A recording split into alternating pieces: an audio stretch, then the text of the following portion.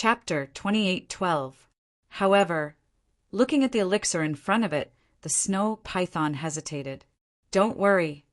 If Qin Feiyang wanted to harm you, he wouldn't use such a trick. Dong Xingyang laughed. We helped you out of kindness, but you still suspect us? The white-eyed wolf raised his eyebrows. No, no, no. The snow python quickly shook its head and sighed. I'm not suspecting this elixir. With Qin Feiyang's current strength, it was too easy to kill her. Besides, she knew Qin Feiyang's character. He didn't bother to do anything to the elixir. Then why are you hesitating? Dong Xingyang was suspicious. The snow python said, I'm afraid it won't work. So that's the case. Dong Xingyang nodded and laughed. If you don't try it, how do you know it won't work? But what if it doesn't work? The snow python asked. It doesn't matter because there's still me. I'll keep looking for a way. Dong Xingyang laughed. The snow python pondered for a while and resolutely took the disaster crossing, heavenly pill. At that moment, everyone stared at the snow python, especially Qin Feiyang. If this disaster crossing heavenly pill was really useful, then not only the snow python, but also Uncle Yuan could break the curse. Puff! Suddenly, the snow python's body shook violently, and it spat out a mouthful of blood. What's going on? Dan Wangkai was surprised. Was it useless? Don't worry. Qin Feiyang waved his hand and stared at the snow python. Puff! In less than 3 breaths, the snow python spat out another mouthful of blood. Boom! Then, her aura burst out uncontrollably. But this was not the point. The point was that as the aura burst out, her body began to crack. Blood flowed like a waterfall, instantly dyeing the snow on the ground red. Qin Feiyang, this? Dong Xingyang turned to look at Qin Feiyang, looking extremely anxious. Wasn't this a sign of exploding and dying? Is it really impossible? Qin Feiyang murmured. Dan Wangkai quickly took out a life divine pellet with 3 dragon-shaped core qi and shouted, Quick, feed it to her. Dong Xingyang quickly grabbed the divine life pill and threw it into the snow python's mouth. Ding! But at this moment, the snow python's face was filled with pain as it soared into the sky. Its blood was like rain, dyeing the sky red. The next moment, the snow python let out a loud dragon roar. This is... Dong Xingyang's eyes trembled. A dragon's roar. It works. It will definitely work. Dan Wangkai also quivered and shouted loudly. Qin Feiyang and the white-eyed wolf looked at each other and then looked at the snow python again. Since the dragon's roar could be heard, it meant that the curse was beginning to dissipate. Boom! About 10 breaths passed. The snow python that was floating in the air suddenly exploded with a loud, muffled sound. It was as if some kind of shackle had been broken. At this moment, a vast and mighty dragon might poured out like a torrent, surging out in all directions with an earth-shattering force. Ding! The dragon's roar became louder and louder. The people of the Sky Tiger tribe and the Wang clan outside the glacier forest all heard the dragon's roar. What's the situation? A divine dragon has been born? It seems to be in the direction of the ice lake. Let's go and take a look. A group of people immediately flew towards the glacier forest. At this moment, Dong Xingyang's eyes were already filled with a layer of mist, because the snow python was changing at this moment. On its head, 2 dragon horns slowly grew out, and the snake scales on its body turned into dragon scales one by one. Its body, which was originally 1/2 meter long, had now become hundreds of feet long. Below its abdomen, white dragon claws gradually emerged. It really is a white dragon, Dan Wangkai murmured. After more than 10 breaths, the snow python completely disappeared and was replaced by a white dragon that looked incomparably majestic. The crossing disaster heavenly pill is useful. Qin Feiyang was also murmuring. His heart was incomparably excited. Calm down. Although she has recovered her white dragon body, I still don't know if the curse of her cultivation has been broken. The white-eyed wolf whispered. Hearing the white-eyed wolf's words, Dong Xingyang immediately soared into the air, flew in front of the snow python, and asked, "How do you feel?" "It's been too long since I felt so free," the snow python muttered. It seemed that it was still a little unable to adapt to all of this. However, that painful expression had disappeared. Dong Xingyang laughed. "You're not dreaming, this is real." "Is that so?" the white dragon asked. "Yes." Dong Xingyang nodded. I've finally broken the curse!" Ding! The white dragon roared towards the sky, venting the grievances that had accumulated over the years. Dong Xingyang could not help but shed tears. White dragon! At this time, a group of people flew over. When they saw the white python in the sky, their eyes immediately widened. It was Yan Wei, Wang Xiaojia, Wang Yangfeng, and the others. "Young master!" "Master?" When they saw Qin Feiyang not far away, a group of people immediately flew over. Wang Xiaojia looked at the white dragon suspiciously and asked, "Master, where did this white dragon come from?" "She is the snow python." Qin Feiyang laughed. "She is the snow python?" Everyone was stunned. Yan Wei hurriedly said, "Young master, isn't she cursed? How can she restore the white dragon's body?" "Her curse has been broken." Qin Feiyang smiled. "It has been broken," Yan Wei and the others murmured, looking at the white dragon again. A trace of a smile could not help but crawl into their eyes. Although the white dragon had made things difficult for them in the past, it had been very good to them in the past few hundred years. So now that the white dragon had broken the curse, they were sincerely happy for the white dragon. Dong Xingyang glanced at Yan Wei and the others, wiped the tears from the corner of his eyes, and looked at the white dragon. All right, let's see if you can cultivate now." "All right." The white dragon nodded, trying to calm itself down, and then closed its eyes. About 10 breaths passed. The white dragon suddenly opened its eyes and said in surprise, "I can already cultivate, and even if the curse is broken, my half-step divine Lord cultivation has not disappeared." "Really?" Dong Xingyang asked. The white dragon nodded. "That's great." Dong Xingyang was overjoyed and hurriedly landed in front of Qin Feiyang, cupped his hands, and said, "Brother Qin, I can't thank you enough. If there's anything in the future, just let me know." "Thank you." The white dragon also transformed into a fair-skinned and beautiful woman in a white dress, landing beside Dong Xingyang, looking at Qin Feiyang gratefully, and said. Qin Feiyang glanced at the two of them and said with a smile, "We are all old friends. No need to be so polite." "Old friends," the white dragon murmured. Qin Feiyang's words made her feel ashamed. Qin Feiyang said suspiciously, "I heard you say that your cultivation has not disappeared. What do you mean?" "You also know that whether it's me or Qin Yuan, before we became guardians, we were not half-step divine lords," the white dragon said. "I know. Back then, Uncle Yuan said that it was the small beast that raised your cultivation to half-step divine lords." Qin Feiyang nodded. "So, originally, I thought that after breaking the curse, my cultivation would fall back to its original level. But now, my cultivation has not disappeared," the white dragon said. "Is that so?" Qin Feiyang suddenly understood and said with a smile, "In that case, it seems that it's a blessing in disguise." "A blessing in disguise?" The white dragon shook its head and sighed. "Even if you give me the cultivation of the imperishable realm, I don't want to be haunted by this curse anymore." "You won't."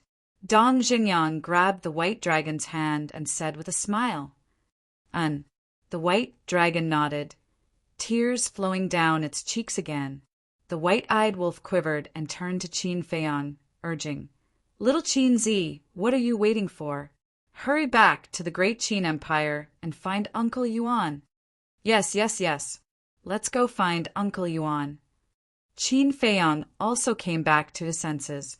He did not even bother to run to the teleportation altar under the ice lake and directly took out the space-time gate. Clang! With the emergence of divine power, the space-time gate immediately awakened. Qin Feiyang, the white-eyed wolf, and Dan Wangkai immediately ran in. Let's go and take a look.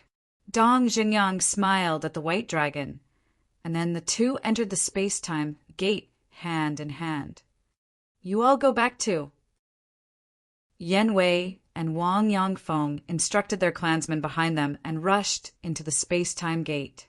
Of course, Wang Xiaojie would not let go of this opportunity to join in the fun. Imperial capital. In the sky above a sea area of the Sea of Reincarnation, Qin Feiyang and the others appeared one after another. After putting away the space-time gate, Qin Feiyang immediately released his divine telekinesis in all directions. Now, his divine telekinesis was enough to cover the entire imperial capital, including the Sea of Reincarnation. Soon, he sensed a familiar aura on a small island. Swoosh! Following closely, Qin Feiyang waved his hand, swept everyone up, and rushed to the sky above the small island like lightning. The island was only about a few miles in size, but the island was full of birds and flowers. In the center of the small island, there was an inconspicuous, small wooden building. The wooden building was only 2 stories high and looked very old, but it was very clean. In front of the wooden building, there was a round stone table. Around the stone table, there were 4 stone stools, and it looked very simple. A white-haired old man, over 50 years old, sat at the table, leisurely drinking tea. The old man was dressed very plainly, and there was no aura on his body. He looked like a country bumpkin. However, looking at the old man, whether it was Qin Feiyang Yanwei or the others, they were all full of respect. Uncle Yuan, Qin Feiyang called out softly. Qin Yuan raised his head and looked at Qin Feiyang, as if he was not surprised, and said with a smile, "You're here." Qin Feiyang nodded, landed beside the stone table, and directly knelt on the ground. Get up. Qin Yuan got up and helped Qin Feiyang up and said with a smile, Come, let Uncle Yuan take a good look. After these few hundred years, have there been any changes? Qin Feiyang giggled. Without a doubt, I have become more handsome and charming than before. Perhaps only in front of Qin Yuan would Qin Feiyang reveal such a childish side. Ha ha! Qin Yuan could not help but laugh and said, You stinking brat, you actually became shameless. Qin Feiyang scratched his head. You guys are here too, but I don't have any good wine or dishes to entertain you here. Qin Yuan looked at Dong Jingyang and the others and said with a smile. Bai Long chuckled and said, Homemade dishes are still delicious. Qin Yuan looked at Bai Long in surprise and said, It's rare for these words to come out of your mouth. She's in a good mood now, White-Eyed Wolf said. In a good mood? Qin Yuan was slightly stunned, turned to look at Dong Jingyang and said with a smile, No wonder she's in a good mood. It turns out that reunion after a long separation is better than being newly married. You damn old man! Bai Long's cheeks turned red, and he could not help but laugh and scold. Chapter 28:13. Uncle Yuan, why aren't you surprised at all to see us back? The White-Eyed Wolf looked at Qin Yuan suspiciously. What's there to be surprised about? I already knew about it the day you came back. I also know that you're going to meet a lot of old friends, so I didn't disturb you. Qin Yuan chuckled. You knew about it the day you came back? The White-Eyed Wolf was stunned. Don't forget that I'm the guardian of this continent. Qin Yuan laughed. Ha! The White-Eyed Wolf laughed dryly. Indeed, as the guardian of this continent, as long as Uncle Yuan was willing, as long as there were any signs of trouble, he would be able to know at the first moment. Don't just stand there. Sit down and talk. Qin Yuan said. Bai Long looked at the teapot on the table and said, We're not here to drink tea with you this time. Qin Yuan was stunned. Do you know why I'm so happy? It's because I've broken the curse. Bai Long said. What? Broken the curse? Qin Yuan looked at Bai Long in surprise. Look, Bai Long shook his body and returned to his true form. Looking at Bai Long's current dragon body, Qin Yuan was stunned. It's Qin Feiyang. Qin Feiyang helped me break the curse. Bai Long smiled and turned back into his human form. He continued, and now I can still cultivate. You can still cultivate. Qin Yuan was stunned. He turned to look at Qin Feiyang and asked, How did you do it? It's a kind of elixir. Qin Feiyang opened the jade box again and took out a disaster crossing heavenly elixir. This is the disaster crossing heavenly elixir. It can break all curses. Disaster crossing heavenly elixir! Qin Yuan took the elixir and said in surprise, 3 dragon-shaped elixir auras? Did you refine this? No, it was refined by Dan Wangkai. Qin Feiyang smiled. You can even refine a pill with 3 dragon-shaped core qi. Looks like you've grown a lot over the years. Qin Yuan looked at Dan Wangkai and praised. Uncle Yuan, you flatter me. Compared to young master, I'm still a little lacking. Dan Wangkai waved his hand. Not bad. Qin Yuan looked at Qin Feiyang and Dan Wangkai and nodded with a smile. Then he looked down at the disaster crossing heavenly pill again. Uncle Yuan, quickly take it. Qin Feiyang urged. However, Qin Yuan did not consume the disaster crossing heavenly pill. The smile on his face slowly disappeared and a trace of worry appeared instead. What is it? Everyone looked at him in confusion. Sigh. Qin Feiyang sighed. He looked at Qin Feiyang and said, Feiyang, you're a fool. Confused, Qin Feiyang was taken aback. Damn old man, what's wrong with you? He came all the way here to deliver the pills. Why are you scolding him? White Dragon frowned. I didn't scold him. I'm very happy that Feiyang thought of me at the first moment. However, have you all thought of a problem? This curse was set by Small Beast. Now that the curse has been broken, won't it be alarmed? Qin Yuan said. Small Beast. Upon hearing Qin Yuan's words, everyone's expression changed. That's right. Why didn't they think of Small Beast? Qin Feiyang also slapped his head. Because he was too happy and couldn't wait.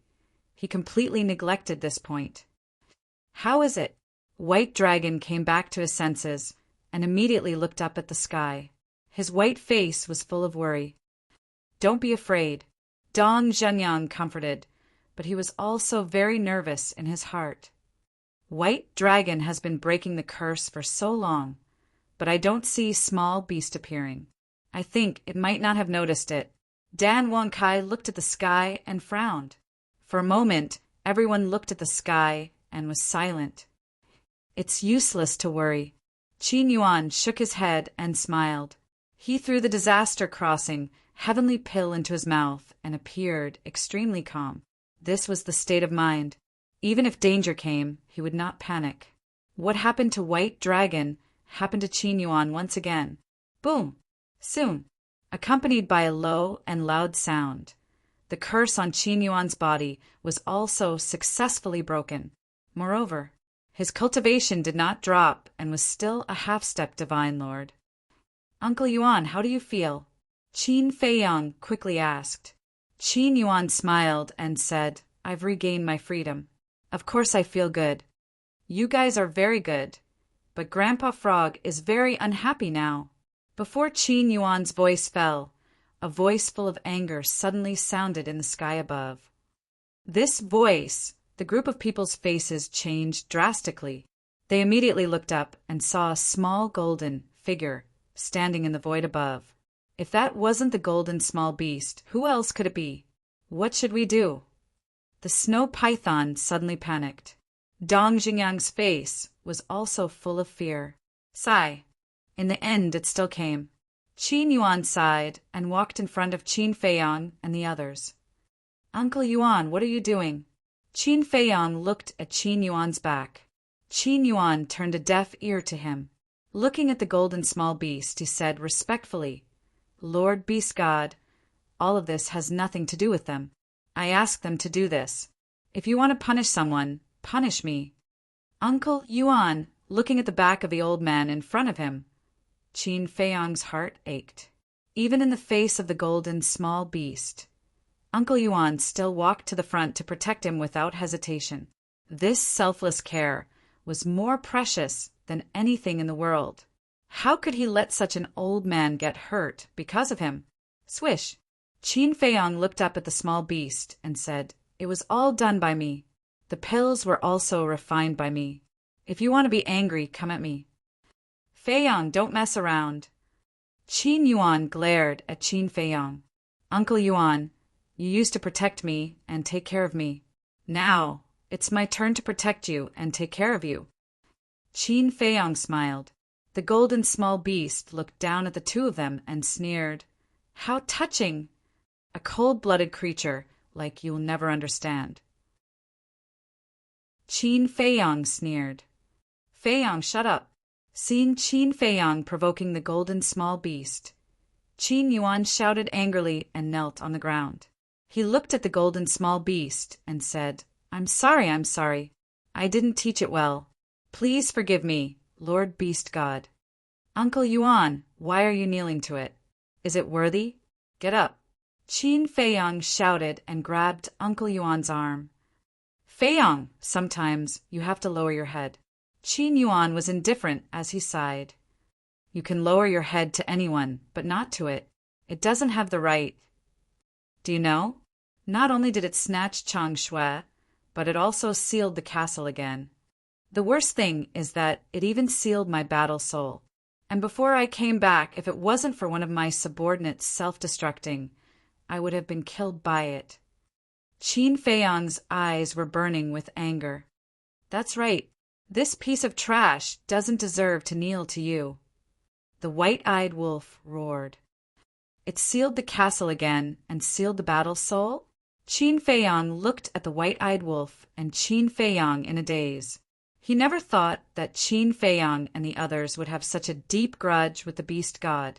The golden small beast looked at Qin Feiyang and the white-eyed wolf and said, "It seems that you have a prejudice against Uncle Frog." "So what? I've already returned to the Great Qin, and you still won't let me go." Qin Feiyang said angrily, "You're still so confident. If you hadn't broken the curse on them, would Uncle Frog have come to such a small place?" The golden small beast's eyes were full of disdain. "Since you don't like such a small place, then get lost," Qin Feiyang roared. "You're getting more and more arrogant." The golden small beast's eyes flashed with killing intent, and a wisp of golden divine power swept out. It was obviously very slow, but Qin Feiyang found that he couldn't dodge it. Moreover, his body seemed to be frozen, and he couldn't move at all. Poof! The divine power entered Qin Feiyang's chest, and a blood puppet the size of a football appeared. It was penetrated from the front to the back, and blood was flowing out. So strong! Seeing this scene, Dong Zhenyang, Dan Wangkai, Yan Wei, Wang Xiaojia, Wang Yangfeng, Bailong, and Qin Yuan were all shocked. "I've let you go time and time again. Do you really think Uncle Frog can't bear to kill you?" The golden small beast looked at Qin Feiyang with disdain. "Of course, it's easy for you to kill me, but I'm not convinced. We refined the disaster crossing heavenly pill ourselves, and we didn't ask anyone for help. What right do you have to stop us?" Qin Feiyang said angrily, and his face was almost distorted. "You still dare to be arrogant?" The golden small beast raised its eyebrows. Qin Yuan saw that the situation was not good, and he hurriedly shouted, "Lord Beast God, please show mercy! Get lost!" The golden small beast roared, and its voice was like thunder. It turned into an invisible sound wave, and it shook Qin Yuan until he kept vomiting blood. "Uncle Yuan!"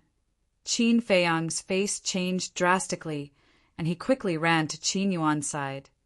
"Feiyang, give up. You'll never be a match for it." Qin Yuan sighed. "No." Qin Feiyang shook his head. looked up at the golden small beast and roared, "I've said it before, if you have anything, come at me. Don't hurt the people around me." When you helped them break the curse, their deaths were already destined. So you can't blame me, because you're the one who caused their deaths. The golden small beast shook its head coldly, and 2 strands of divine power flew out, respectively towards Qin Yuan and White Dragon. "Bastard, don't go too far!" The white-eyed wolf roared, and its battle soul rushed out, roaring, "Steal its cultivation for me!" With your little strength, you want to steal Grandpa Frog's cultivation? The golden small beast's face was full of disdain, and with a swipe of its claws, the battle soul was shattered on the spot. Following closely, the 2 strands of divine power that flew towards Qin Yuan and White Dragon turned in the air and attacked the white-eyed wolf. "White-eyed wolf!" Qin Feiyong roared, wanting to rescue him, but no matter what, his feet couldn't move, as if he was stuck in a quagmire. Boom! The 2 strands of divine power blasted the white-eyed wolf's body, and its physical body was torn apart, leaving only half of its soul. "White-eyed wolf!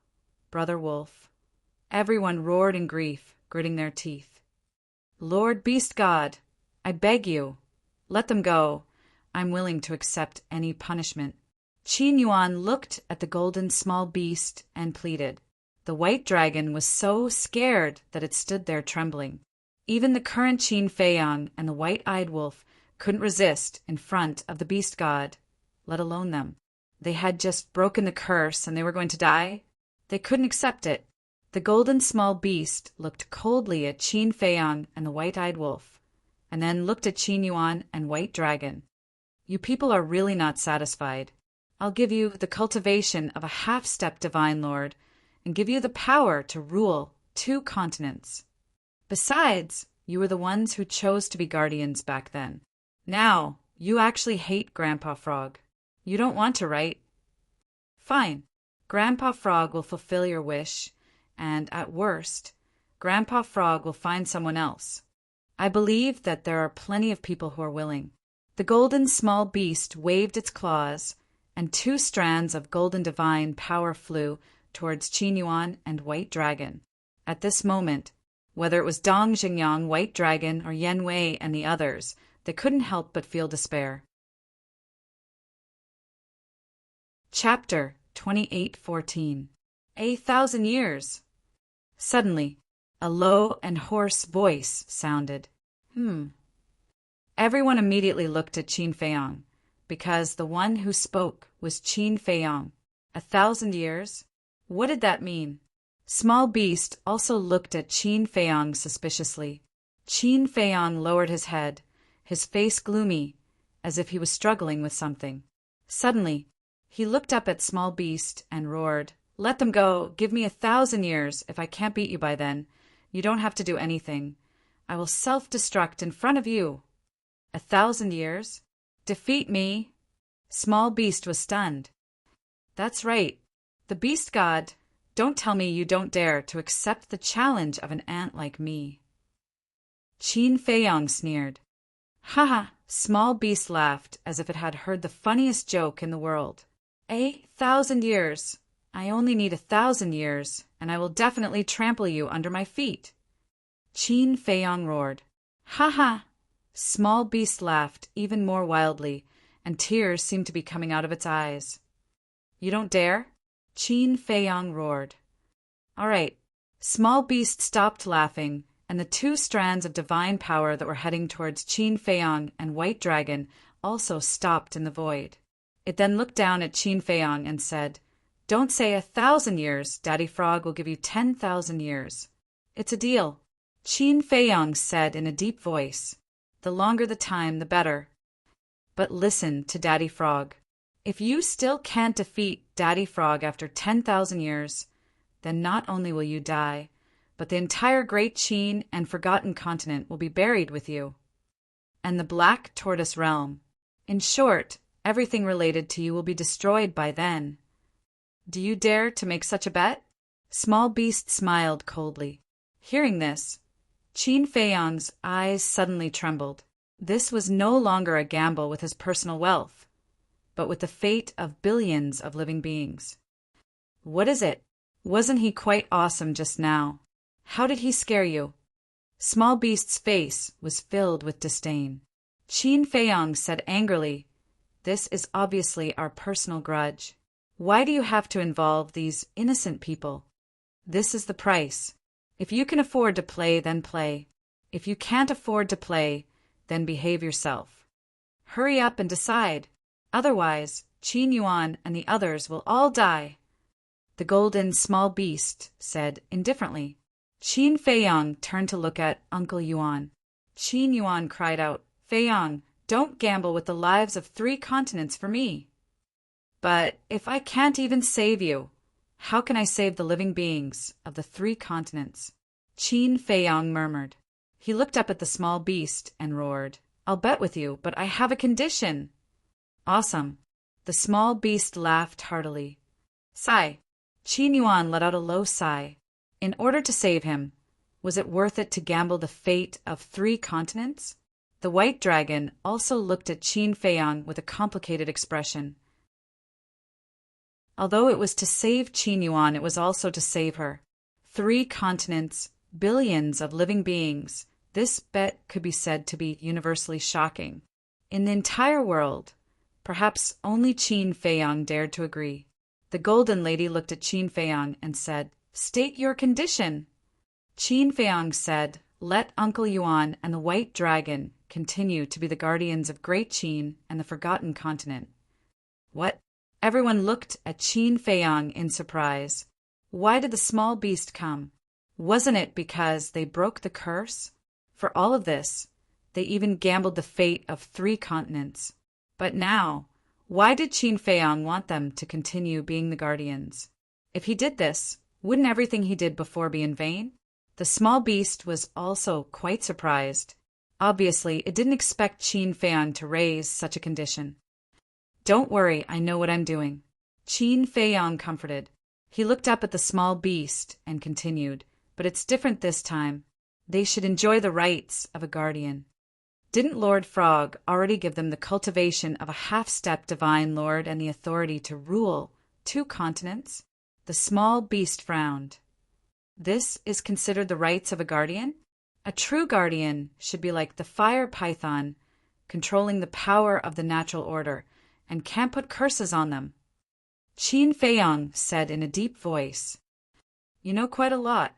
But aren't you afraid that if you really give them the authority to control the power of the natural order, their ambitions will grow and they will bring disaster to the 2 continents?" The small beast looked at him playfully. "You don't have to worry about this. Since they are guardians, they should enjoy these rights. Otherwise, who would be willing? Even if someone is willing at the beginning, after a long time, they will still resent you. Today's matter will happen again. Is this what you want to see? Of course. With your strength, killing them is as easy as flipping your hand. But I believe that you don't like this kind of trouble," Qin Feiyong said in a deep voice. The small beast was silent. Uncle Yuan, Bai Long, and the fire python, although they are in different places, they are all guardians. They should enjoy the same treatment. This is my only condition. I believe that for you it is just a small matter," Qin Feiyong said. "Ha!" The small beast laughed and nodded. "Okay, Lord Frog will do as you say and give them the rights." After saying that, it waved its claws, and 2 rays of divine light entered Qin Yuan and Bai Long's forehead. "But you have to remember that you only have 10,000 years, so work hard. In addition, I will give you 3 more days. If you are still here after 3 days, I will kill you without mercy." The small beast smiled coldly. Qin Feiyong was stunned for a moment, then suddenly became angry and roared, "Why? This is my home, and I don't even have the freedom to go home?" Freedom. When you defeat Lord Frog, no one will care where you go. But now, Humph, Lord Frog has the final say. The small beast's eyes flashed coldly, and it disappeared without a trace. Only then did everyone breathe a sigh of relief. Qin Feiyang looked gloomily at the place where the small beast disappeared, then quickly ran to the white-eyed wolf's divine soul and asked, "Are you okay?" "Why don't you try? I almost lost my life. How can I be okay?"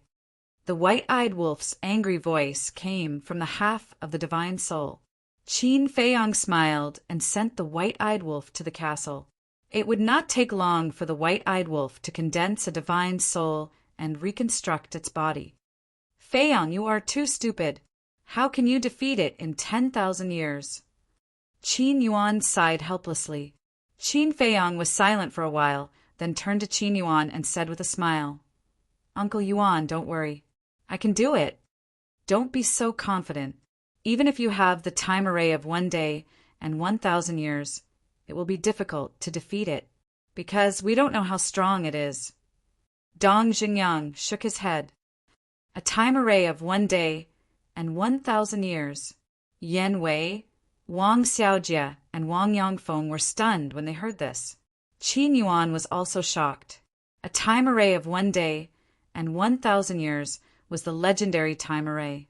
No wonder Qin Feiyang dared to accept it. At the beginning, he even said that he could defeat the small beast in 1,000 years. "Difficult," Qin Feiyang murmured and smiled faintly. "Even if it is difficult, we have to go on." "Thank you." Bai Long looked at Qin Feiyang with a face full of gratitude. "No need. Even without today's incident, I will have a battle with it sooner or later." Qin Feiyang waved his hand, then looked at the worried Qin Yuan and smiled bitterly. "Uncle Yuan, can you have some confidence in me? When have I ever disappointed you? Let's talk about it later. Don't we still have 10,000 years? Think about it, a mortal's life is only a few decades. We still have 10,000 years to live. Even if I lose to it, it will be considered a gain." Qin Feiyang added a few more words. "You brat." Qin Yuan shook his head and smiled. "Uncle Yuan believes in you. You can definitely do it." "Thank you." Qin Feiyang smiled gratefully and said, "Take a look and see if you can control the rule force." Qin Yuan looked at the sky, raised his old arm, and waved gently. Boom! A rule force suddenly descended from the sky. It can really be controlled? Yan Wei and the others were stunned. If they could control the rule force, then Qin Yuan and the White Dragon would be the true guardians in the future. Qin Feiyang smiled and turned to the White Dragon. "This harvest is not easy to come by. I hope you can make good use of it and visit the Forgotten Continent. Don't worry, I don't have any resentment now. Let's talk about it later. This is also what you fought for me. I will use the rule force to protect the Forgotten Continent." The White Dragon nodded solemnly. "All right then. There are only 3 days left. Go back and spend time with Mother." Qin Feiyang sighed. Originally, he wanted to come back and stay for a few hundred years until the hell of the Nether King ended. Unexpectedly, there were only 3 days left in the blink of an eye. Yes, I should go and spend time with her. After all, I don't know how many years I will have to wait before I can come back. Qin Yuan nodded. Then follow me to the imperial capital. Qin Feiyang looked at Qin Yuan, his eyes full of expectation. He also wanted to have a good talk with Uncle Yuan. All right. Qin Yuan nodded and smiled. Qin Feiyang turned to look at Dong Xingyang and asked, now that the White Dragon's curse has been broken, "Do you still want to go to the ancient world? What do you think?" Dong Xingyang smiled faintly. "Up to you." Qin Feiyang smiled and looked at Wang Xiaojie asking, "How is your sister now?" "She has recovered a lot." Wang Xiaojie nodded. "All right then, go to the Black Tortoise world now. Remember, you only have 3 days. How much you can gain in these 3 days will depend on your luck." Qin Feiyang said, "This disciple will work hard." Wang Xiaojie nodded. Qin Feiyang transmitted his voice to Dan Wangkai. Later, tell Fire Lotus not to let Wang Xiaojie meet Qin. Why? Dan Wangkai was suspicious. If Xiaojie knows that I am bringing Qin to the ancient world, what will he do? He will definitely pester me as well. Qin Feiyang transmitted his voice. Then bring him along, Dan Wonkai thought. No, he still has his mother and sister to take care of. I won't let him die outside. Qin Feiyang transmitted his voice. All right, Dan Wonkai secretly agreed. Qin Feiyang waved his hand and sent Wang Xiaojie and Dan Wonkai to the castle. Then, Qin Feiyang looked at Wang Yuanshan and Yan Wei and laughed. I haven't had a good gathering with you guys since I came back. Let's go to the imperial capital together. All right, the two of them nodded. But when we return to the imperial capital, don't mention what happened here to anyone, especially Mother. Qin Feiyang reminded everyone. You don't need to tell us that. We know that. Everyone nodded. Because this was Qin Feiyang's personality. If there was anything, he would shoulder it himself. And he didn't want everyone to worry together with him. Then let's go. Qin Feiyang smiled slightly. Bai Long looked at Qin Feiyang and said, I will return to Forgotten Continent first. I will come to send you off the day after tomorrow. Dong Xingyang also looked at Qin Feiyang and laughed. I will also go to Forgotten Continent and accompany her. Up to you. Qin Feiyang laughed and then looked at Qin Yuan. Qin Yuan waved his hand, sweeping up Qin Feiyang and the others, and disappeared without a trace. Chapter 28:15. Do you really want to go again? After Qin Feiyang and the rest left, Bai Long turned to look at Dong Xingyang and asked, Of course. Dong Xingyang nodded. Why? Bai Long frowned. In the end, Qin Feiyang made this gamble of fate with the little beast in order to help you and Qin Yuan. How can I sit back and do nothing when it's related to you? We'll talk about it later. Small beast must also be dealt with. Otherwise, it will find me sooner or later. Dong Xingyang said in a low voice. Bai Long asked, Because of the Eye of Destiny? Yes. Dong Xingyang nodded, pondered for a while, and then sighed. I'll be frank with you. People like us who have awakened the heaven-defying fighting soul are born with a mission. Even if you hide from the world, someone will come to you sooner or later. What exactly is the mission? Bai Long frowned. Dong Xingyang looked up at the sky and muttered, The battle of destiny, the redemption of death. The battle of destiny, the redemption of death. Bai Long muttered. The white dragon murmured, completely unable to understand. The Darch Palace. Lu Qiuyu was very happy these days. She seemed to be a few years younger. Autumn Rain Restaurant. At this moment, Lu Qiuyu was sitting in the pavilion with two maids. She was making exquisite pastries. One of the maids smiled and said, Your Highness, you've been making pastries every day. How can His Highness finish them? Anyway, Feiyang will be here for a long time. Take your time. Lu Qiuyu smiled. His Highness is so lucky to have you as his mother. The two maids were envious. You're wrong. I'm so lucky to have this son. Lu Qiuyu smiled. You have such a good relationship with your son, but His Highness has been away for a few days. Why hasn't he returned? The two maids frowned. Lu Qiuyu said he has many friends. He will definitely be away for a few days. One of the maids said unhappily, How can his friends be more important than his mother? What are you saying? How can this be compared? Lu Qiuyu was unhappy. I'm sorry, Your Highness. The maid hurriedly apologized. At home, I rely on my parents. Outside, I rely on my friends. So, whether it's family or friends, they are all equally important. The two of you are too young and haven't experienced much. Lu Qiuyu looked at the two maids and shook her head. Yes, yes, yes. The two of them giggled, as if they were not very afraid of this empress. Of course, this was related to Lu Qiuyu's personality. Even though she was the mother of a nation, she did not put on any airs and appeared to be extremely amiable. Therefore, the maidservant by her side was not very afraid, but there was definitely reverence. After all, Lu Chuyu was already very strong. Mother, suddenly, a laugh came from outside the garden. Lu Chuyu looked up and saw a group of people standing at the entrance. They were Qin Feiyang, Qin Yuan, Yan Wei, and Wang Yangfeng. Lu Chuyu saw that Qin Yuan, Yan Wei, and Wang Yangfeng were also present. She quickly put down the pastries in her hands and stood up to welcome them. "Greetings, Your Highness." Yan Wei and Wang Yangfeng bowed. "No need to be so polite, no need to be so polite." Lu Chuyu hurriedly waved her hand and said with a smile, "I really didn't expect you guys to come." Yan Wei said, "I just hope that Your Highness won't blame us for disturbing you." No, I'm only happy that everyone is here." Lu Chuyu smiled slightly, then looked at Qin Yuan and shook her head. "You are even more difficult to invite than them. All these years I sent someone to invite you every time during the holidays, but you never came." Qin Yuan shook his head and said with a smile, "I've long been used to this kind of life. It's too lively and I'm not used to it."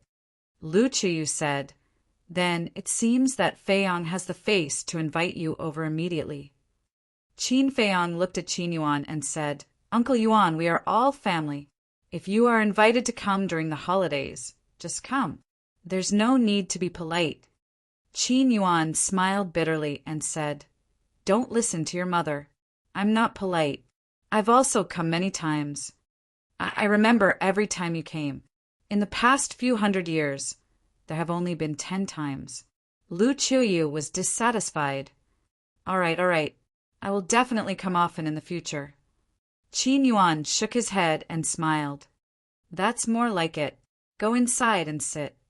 You too go and tidy up." Lu Chuyu looked at the 2 maids behind her and said, "Yes." The 2 maids nodded and turned to run into the pavilion. Qin Feiyang and the others followed Lu Chuyu and walked slowly along the path to the pavilion. Wang Yangfeng looked around and said with a smile, "Outsiders will probably never think that our great Qin's Empress Dowager would actually live in such a simple place. It's good to be simple. It's steady and calm." Lu Chuyu smiled. After entering the pavilion, everyone sat in front of the tea table and started chatting. "Feiyang, how are your brothers and sisters?" Lu Chuyu suddenly asked. Qin Feiyang nodded and said, "I went to see them this morning. They are all fine. Now, they are staying in the Black Tortoise world and don't want to come out." "These insensible children." Lu Chuyu shook her head. "They are no longer children," Qin Feiyang said with a smile. "What do you mean?" Lu Chuyu was stunned. "You will know in 2 days. Let's keep you in suspense for now." Qin Feiyang chuckled. "You little brat." Lu Chuyu shook her head and said, "Why? Have you seen them?" "Yes." Qin Feiyang nodded. "Are you relieved now?" Lu Chuyu said with a smile. "Yes. Seeing that they are living well, I can also roam the outside world with peace of mind." Qin Feiyang said. Lu Chuyu looked outside and asked suspiciously, "Why don't I see the wolf pup?" "It is about to break through, so it went to the Black Tortoise world to cultivate in seclusion," Qin Feiyang said. "Is that so? I thought it was fooling around somewhere." Lu Chuyu shook her head. "Mother, you have misunderstood it. Ever since it entered the ancient world, it has been in seclusion. It is more serious and hardworking than anyone," Qin Feiyang said. "Is that so?" Lu Chuyu was surprised. "All these years without its mischievous behavior, I am still not used to it," Qin Feiyang said with a smile. "For it to cultivate in seclusion all day with its personality, it is really rare." Lu Chuyu shook her head and smiled. "Yes, however, hard work also pays off. Its strength should be stronger than mine now." Qin Feiyang said, "The stronger you become, the prouder mother will be of you. However, you can't just think about cultivation. You also have to cultivate your relationship with the mermaid princess. Women generally don't ask for much. A little care and care is enough." Lu Chuyu said, "I know." Qin Feiyong nodded. All right then, you guys chat first. I will go to the back and cook some dishes for you guys so that you can drink a few cups at noon. Lu Qiyu stood up and smiled. Then I will trouble mother. Qin Feiyong chuckled. Lu Qiyu smiled, turned around, and left with the two maids. After watching Lu Qiyu leave, Qin Yuan turned to Qin Feiyong and asked, "You can't bear to leave, right?" Qin Feiyong's face was full of melancholy. Only 3 days left. He wasn't ready to leave at all. Take it easy. Even if there was no small beast, you would have to leave sooner or later. Qin Yuan patted Qin Feiyong's shoulder. Sigh. Qin Feiyong sighed. He could only comfort himself like this. For the next 2 days, Qin Feiyong accompanied his mother without leaving her side. Lu Qiyu was also happier day by day. As for Yan Wei, Wang Yangfeng, and Qin Yuan, when they were free, they would go to the back mountain of the Emperor Palace to drink tea, chat, and play chess with Emperor Hong, Emperor Chen, Old Qin, and the others. However, happy times always passed quickly. The 3rd day, early morning, Qin Feiyong got up early in the morning. After washing up, he stood on the balcony of the 2nd floor and looked up at the slowly rising sun. This was already the last day. He would leave tomorrow morning. Even if he was reluctant, he couldn't change it. This was strength.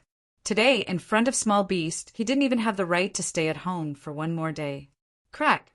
Unconsciously, he clenched his fists, and his joints made crisp cracking sounds. If he wanted true freedom, not only did he have to defeat Small Beast and Ice Dragon, but he also had to transcend this world. In other words, he had to defeat the god of creation. The road ahead was long. You're up so early? What are you looking at? So engrossed? Lu Qiyu stood beside Qin Feiyong without him noticing.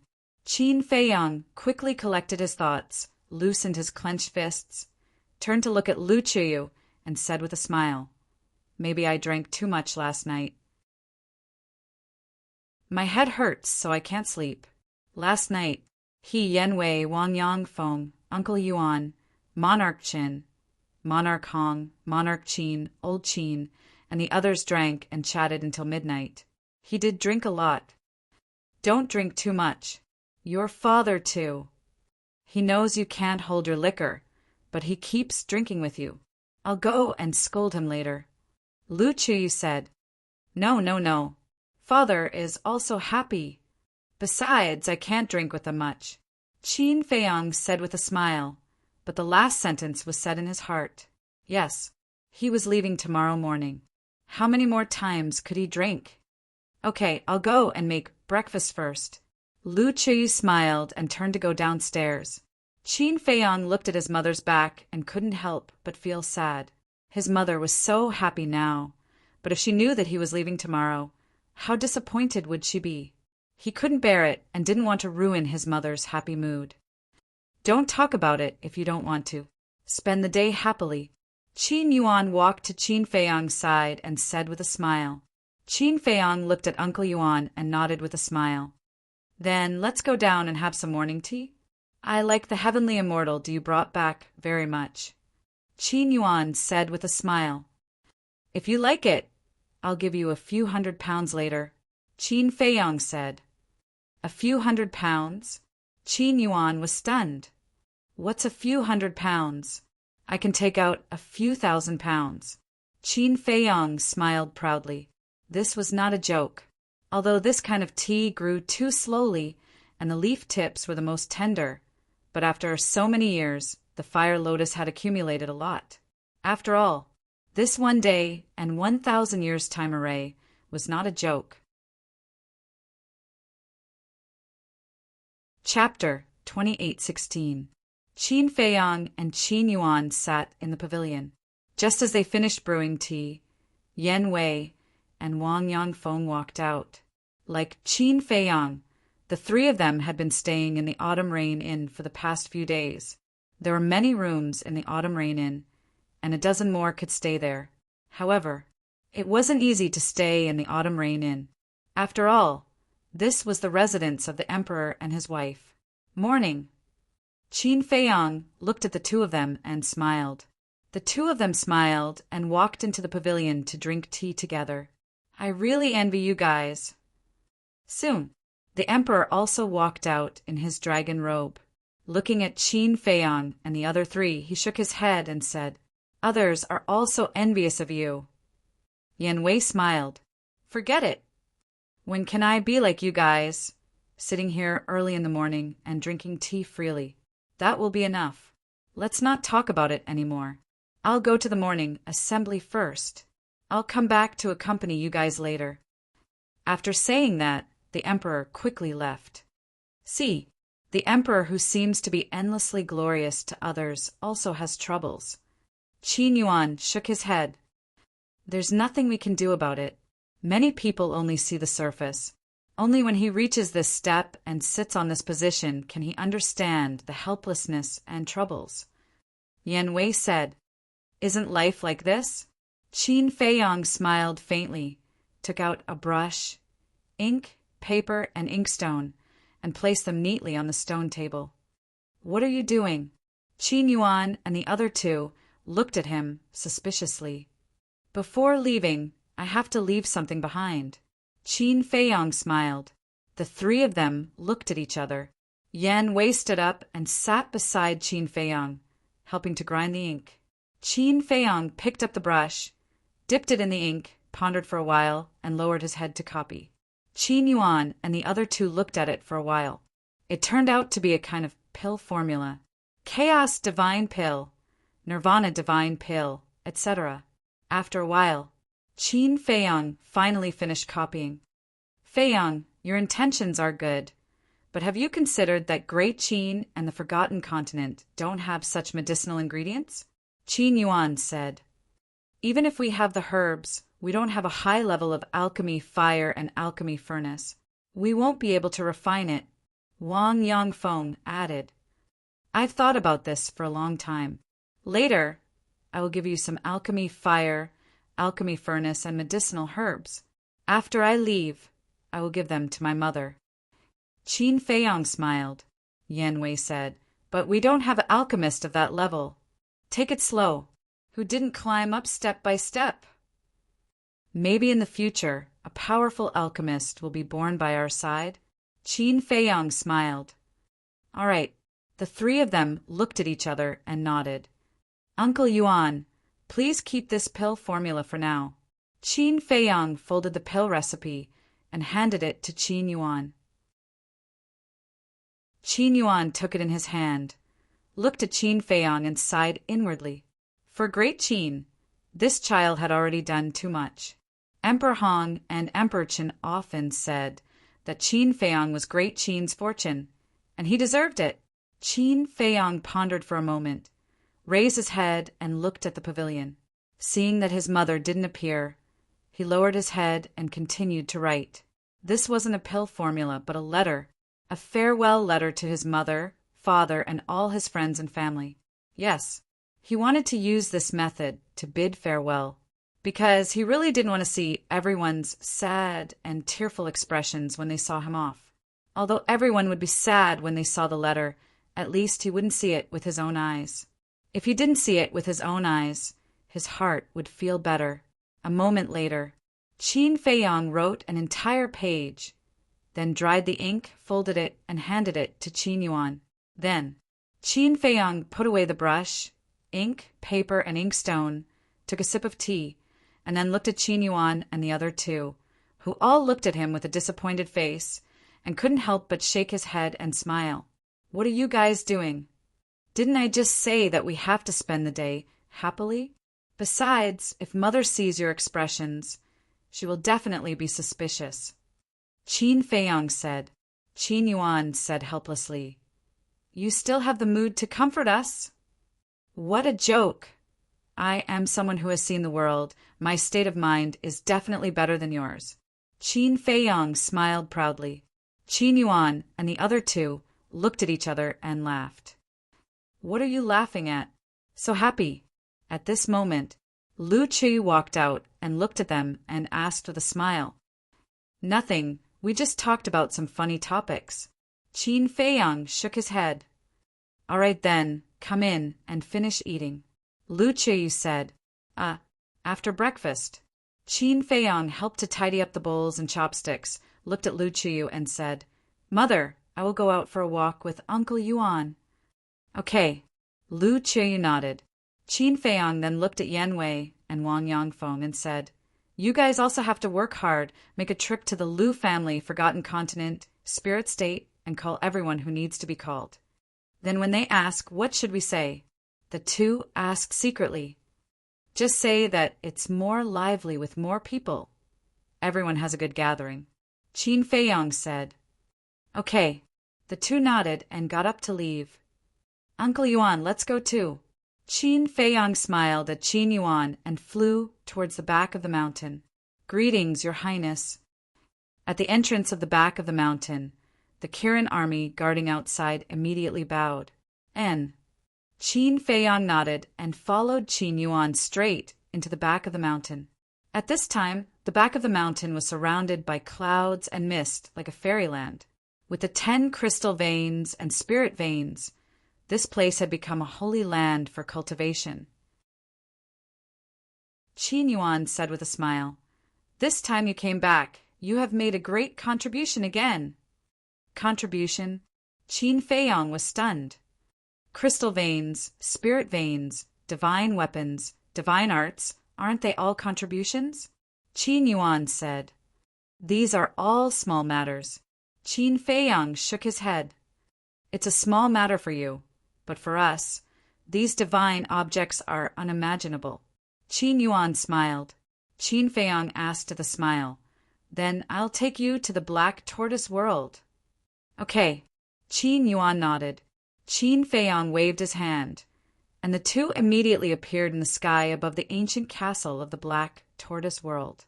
Looking at the medicine field below and the astonishing energy of the spirit veins and crystal veins, even Qin Yuan's indifferent mood couldn't help but be shocked. Although I've given out a lot of crystal veins and spirit veins, for me, it's just a drop in the ocean. Qin Feiyong smiled faintly. I've seen it. Qin Yuan nodded. Qin Dage. At this time, Fire Lotus flew up. Qin Feiyong looked at Fire Lotus and said with a smile, Fire Lotus, let me introduce you. This old man is the Uncle Yuan that I often mention to you. Hello, Uncle Yuan. Fire Lotus bowed. Don't. Qin Yuan hurriedly waved his hand because in his eyes, Fire Lotus was like an unfathomable ocean. Obviously, this was an extremely terrifying expert. Uncle Yuan, she's called Fire Lotus, a sister of mine. The heavenly immortal dew was cultivated and brewed by her alone. Qin Feiyong laughed. Qin Yuan nodded his head and looked at Fire Lotus with a smile. So the heavenly immortal dew was made by you. I had nothing to do, so I planted it for fun. I just didn't expect that Qin Dage would like it so much. Fire Lotus laughed. Planted for fun? Qin Yuan was slightly taken aback and revealed a meaningful smile. How could this kind of tea be planted for fun? It must have been carefully cultivated. It was just that there were some things that even if one saw through, one shouldn't say it out loud. Fire Lotus, go prepare some tea leaves as well as pill fire, pill furnace, and various medicinal herbs. Don't hurt the roots of these medicinal herbs. Qin Feiyong looked at Fire Lotus and said, Understood. Fire Lotus nodded and then looked at Qin Yuan with a smile. Then, Uncle Yuan, I'll go get busy first. You can do whatever you want. All right. Qin Yuan nodded. After Fire Lotus left, Qin Yuan looked at Qin Feiyong and said with a smile, You're good. What do you mean? Qin Feiyong scratched his head. Qin Yuan said, Such a good girl is actually hiding in the Black Tortoise world. Tell me honestly, when do you plan to get married? Get married? Qin Feiyong was slightly taken aback and smiled bitterly. Uncle Yuan, when did your image become so vivid? Still pretending? Qin Yuan was unhappy. I'm not pretending. The relationship between Huolian and I is purely that of siblings. Qin Feiyong was helpless. Is that so? Qin Yuan frowned. Yes, whether it's me or her, we don't have any other thoughts. Qin Feiyong nodded. That's a pity. Although I just met her, this old man really likes her. Qin Yuan shook his head regretfully and asked, Then what's her cultivation like? Her cultivation? Qin Feiyong was stunned and shook his head. It's better if you don't know. Brat, this old man has seen all kinds of things. How can you scare this old man? Qin Yuan glared at Qin Feiyong. All right.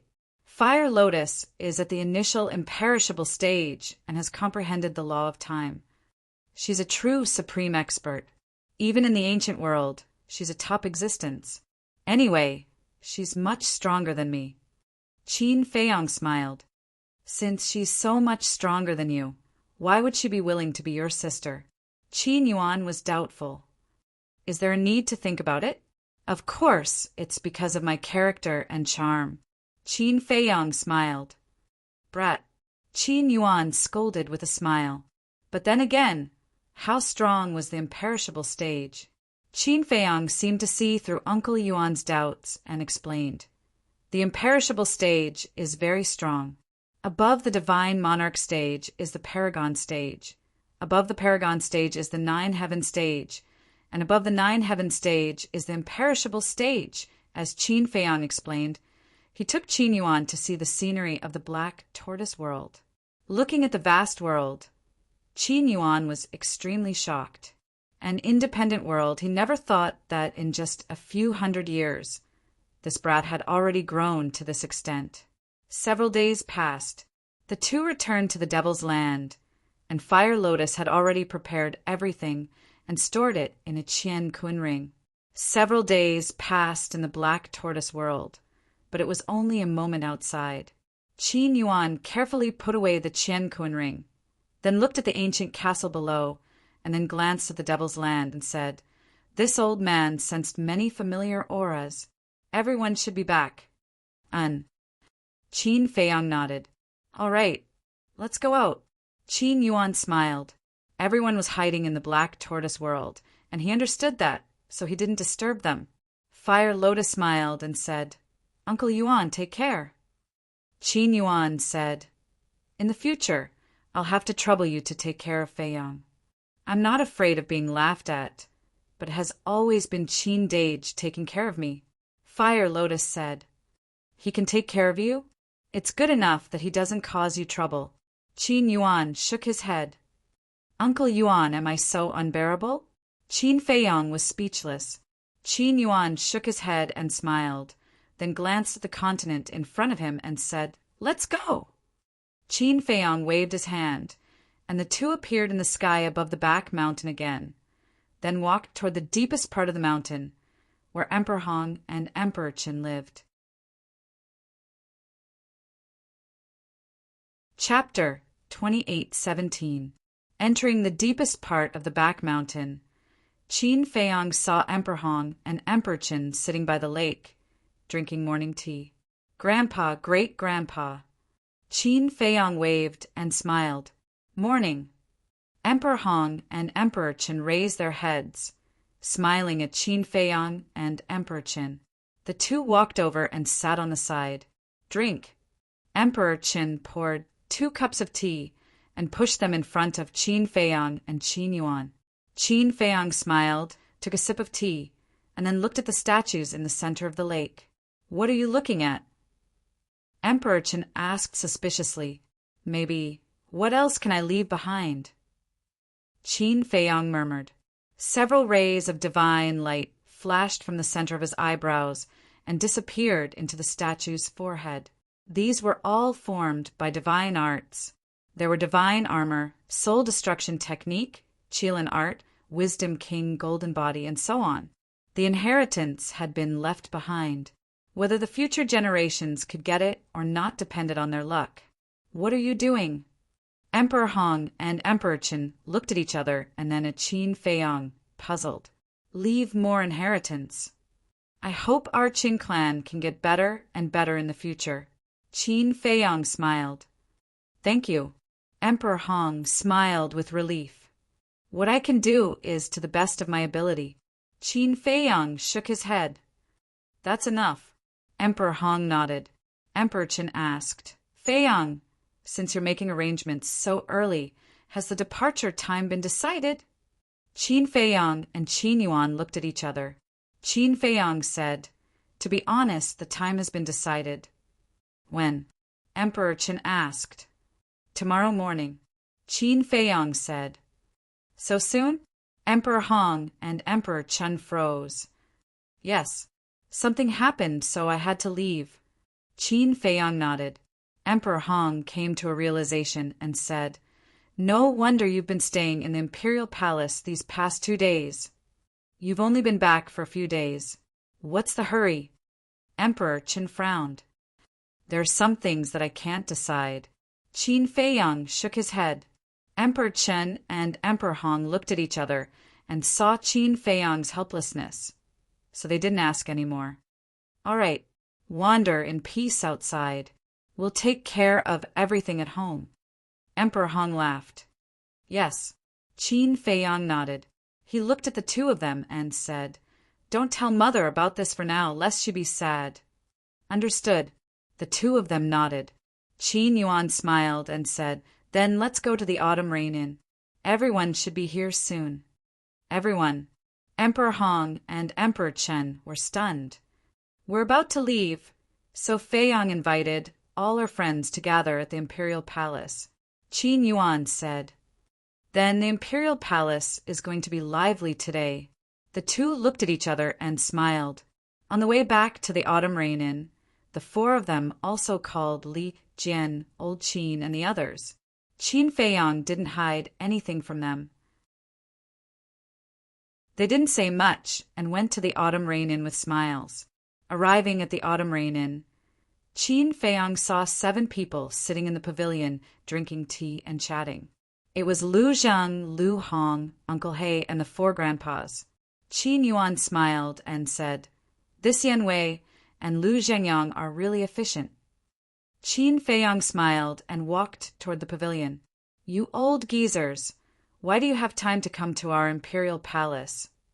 The Flood Emperor pretended to be surprised. What? Do we have to get your permission? The 4th grandpa said with a cold face. Of course not. What I mean is, if you're coming, let me know in advance so that I can welcome you. Emperor Hong hurriedly waved his hand. How dare we trouble you? Lu Yun said.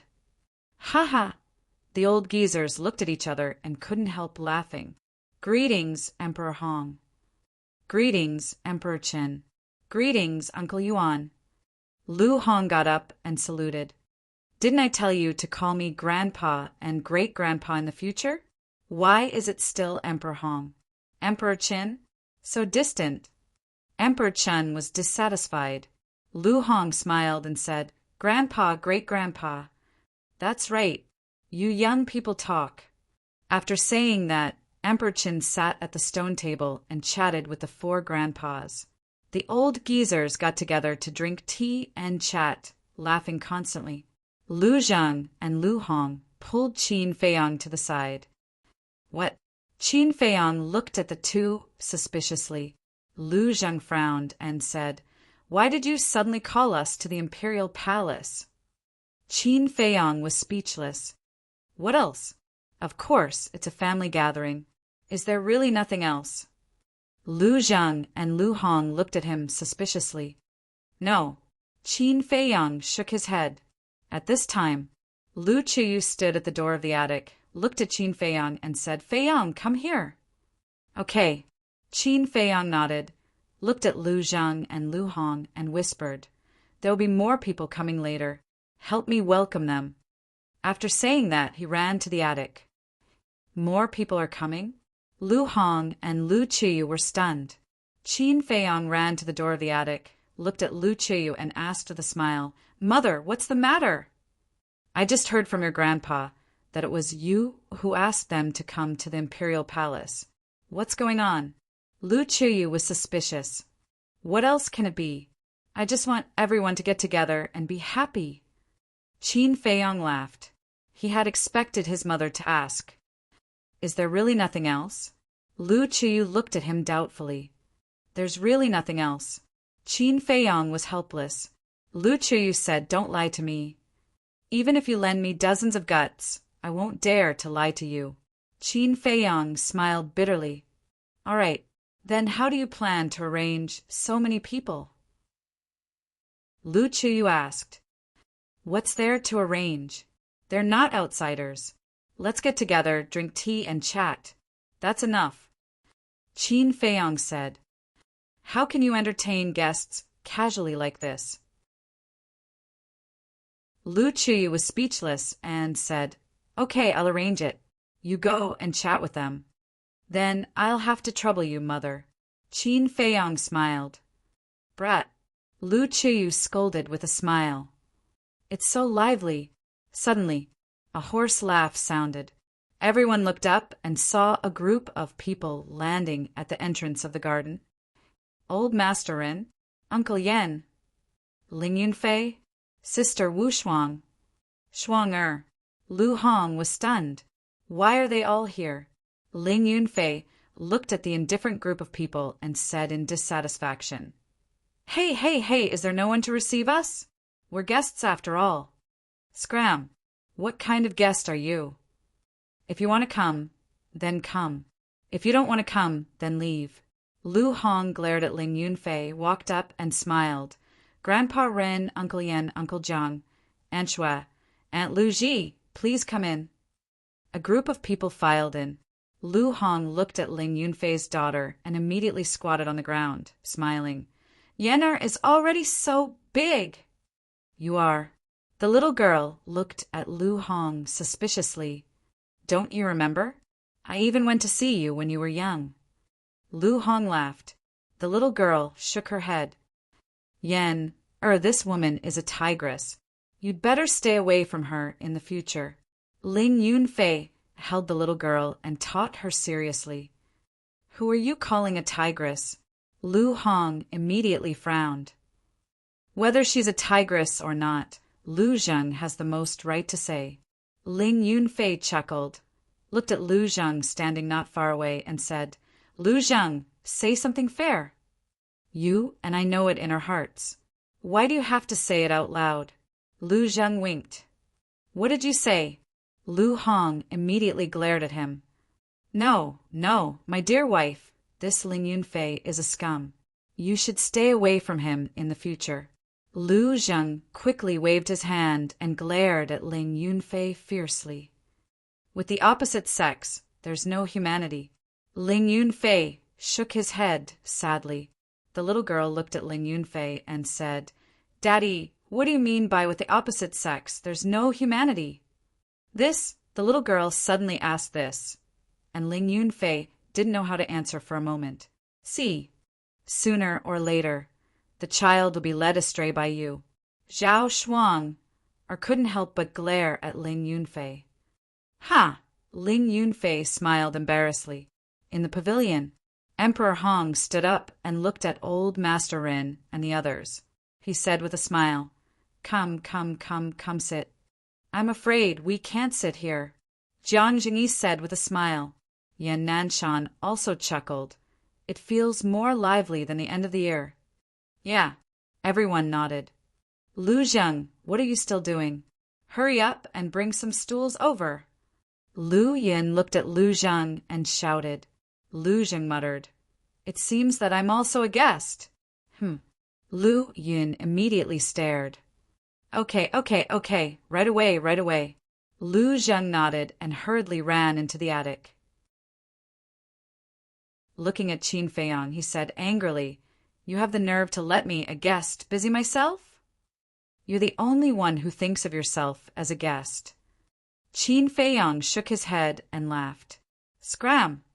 Lu Zheng glared fiercely at Qin Feiyong, then picked up a few stools and ran out. Lu Zhengyang looked outside and asked, "Feiyong, is there anyone else?" "Yes." Qin Feiyong nodded. "You child, calling so many people at once. I wasn't prepared at all." Lu Chiyu shook his head and smiled bitterly. "Didn't I already say that we're all family? There's nothing to prepare." Qin Feiyong said. Lu Chiyu smiled helplessly. "Yo, So many people, is it some kind of happy occasion? Suddenly, another voice rang out. Fatso, Lien, Gong Sunbei, Yi Shu, and the others also came under the lead of Yen Wei and Wang Yangfeng. Lu Hong was stunned. Almost everyone was here. Fatso ran in, looked at everyone, cleared his throat, and shouted. Grandpas and grandpas, uncles and aunties, brothers and sisters, hello! Everyone looked at Fatso, speechlessly. How old was he? Why was he still so childish? Why is there no reaction? Give me a red packet, at least. Fatso said sadly. Everyone rolled their eyes at once. Lian's face darkened, and she said, Don't embarrass me here, okay? How is this embarrassing? This is called bonding. You don't understand. Fatso waved his hand and ran to the attic. Lien, this damn Fatso, we still have to teach him a lesson. Feng Ling Er looked at Lien and said, Indeed, you're already a father, but you're still so indecent. Lu Hong, Zhao Shuang'er, Ren Wushuang, and Luo Qingzhu also nodded one after another. Fatso ran to Qin Feiyang's side and looked at Lu Qiyu with a smile. Hello, Auntie.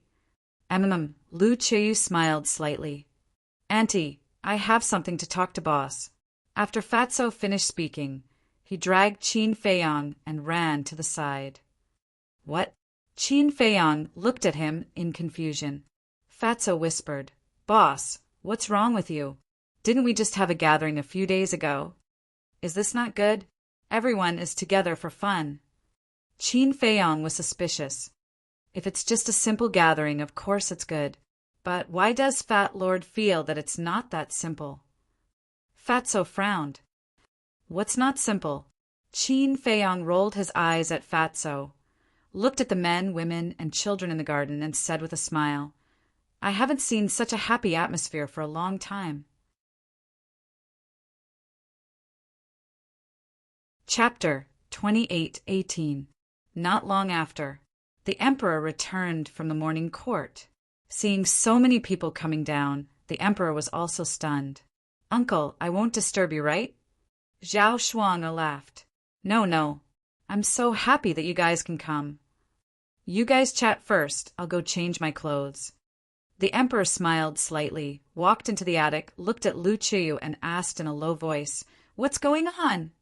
It was Feiyang who invited us, saying that he wanted everyone to get together and have a good time. Lu Qiyu was helpless. The emperor turned his head to look at Qin Feiyang, who was standing with Fatso, and couldn't help but shake his head and smile, saying, All right, as long as he's happy. Qin Feiyang was indeed very happy now, because it had been too long since they had gathered like this. Those smiling faces were like the sun, warming his heart. This scene was also slowly imprinted in his heart, and he would never forget it for the rest of his life. Night gradually fell. The entire autumn rain building was brightly lit. In the garden there were 5 round tables, which were already filled with hot dishes. Feiyang, let your brothers and sisters come out to gather, Emperor Hong said. Qin Feiyang patted his head and laughed. I almost forgot about them, but before you see them, you guys have to be mentally prepared. What? Everyone looked at him, suspiciously. Qin Feiyang smiled mysteriously, and with a wave of his arm, 10 figures appeared in front of everyone. It was Qin Haotian, Qin Wan, Qin Xian, Qin Yun, Qin Ji, Qin Yi, Sidu Feiyang, Lu Xiaofei and his sister. And Qin Haotian and the others were caught off guard. Because they were not prepared in advance, they were suddenly taken out by Qin Feiyang. At the same time, Emperor Hong and the others also looked at Qin Haotian and the others suspiciously. Gradually, they revealed a trace of bewilderment. Lu Qiyu looked at Qin Yi and asked, You are? Qin Yi stepped forward and hugged Lu Qiyu's arm and said with dissatisfaction, Mother, you can't even recognize your own daughter? It's really Yi, are you? Lu Qiyu's face was full of shock. What was going on? A few days ago, they were still 2 children. How did they become a young lady and a handsome young man after going to the Black Tortoise world. Qin Yi also ran in front of Lu Qiyu and smiled. Mother, look at our cultivation. Boom! Qin Yi directly released his aura. This is divine might. Lu Qiyu was stunned. Qin Yi smiled proudly and said, Brother Zhu Yi and I have both broken through to the War God realm. What? Both of you broke through to the War God level? Lu Qiyu was dumbfounded. Qin Yin smiled and said, I don't know about them. We have already become war gods, and Brother Haotian has already become a monarch god. No way. Lu Qiyu looked at the children in front of her in shock. The emperor and the others were also in disbelief. How many days had it been? Including today, it had only been 5 days, and he had already broken through to the divine Lord realm? Imperial Mother, Imperial Father, that is indeed the case. Qin Haotian nodded and also released his aura. How could this be? Everyone's face was filled with bewilderment. You may not know, but Feiyang's Black Tortoise realm now has a time array that lasts 1 day and 1,000 years. Although they have only been in the Black Tortoise realm for 5 days, 5,000 years have passed in there. In addition to all kinds of pills and resources, 5,000 years to break through to the monarch god realm is actually considered slow. Qin Yuan smiled and said he had been to the Black Tortoise realm and knew how terrifying its foundation was. 1 day and 1,000 years. The emperor and Lu Qiyu looked at each other. Lu Zheng came back to his senses and hurriedly looked at the Lu siblings and said, Xiaofei, Xiaojia, come. Let me see how far you have cultivated. You brat, come over here and let me take a good look. Fatso waved at Sidu Feiyang. In the past few days, the 3 of them had become more mature and steady, exuding a sharp aura from their bodies. Father, Xiaofei, Xiaojia, and I have only cultivated in the Black Tortoise realm for a long time. How much can we improve in 3 days? Situ Feiyang was helpless. Yes, we have only just become gods. As for Xiaojia, she has barely reached the war god realm. Lu Xiaofei said, You have also become gods? Everyone looked at the 2 of them in shock. What is there to be surprised about? If Andy Fire Lotus was not worried that we would break through too quickly and affect our state of mind and deliberately slowed down our speed, I am afraid that even Xiaojia would have become gods.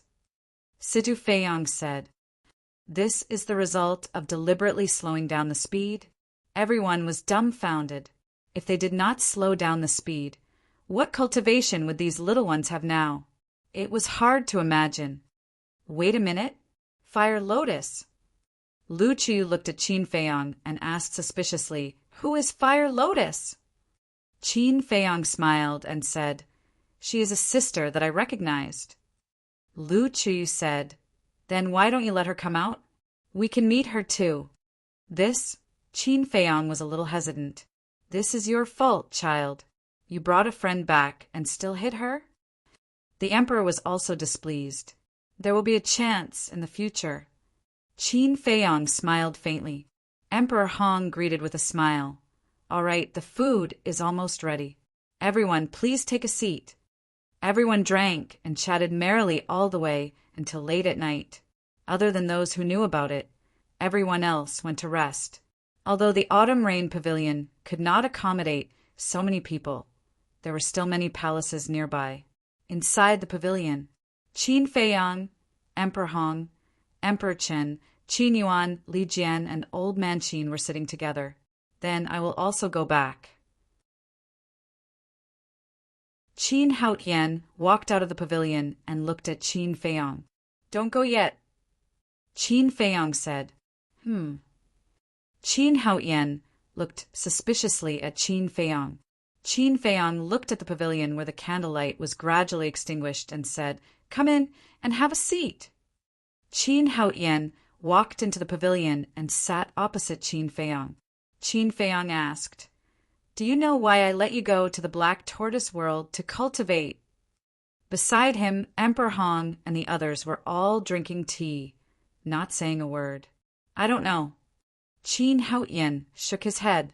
I want to pass the responsibility of protecting the great Qin and forgotten continent to you. Qin Feiyong said. Qin Haotian was stunned and shook his head. I don't have the time. Then you can't run away, because you are the third person to have the purple gold dragon blood.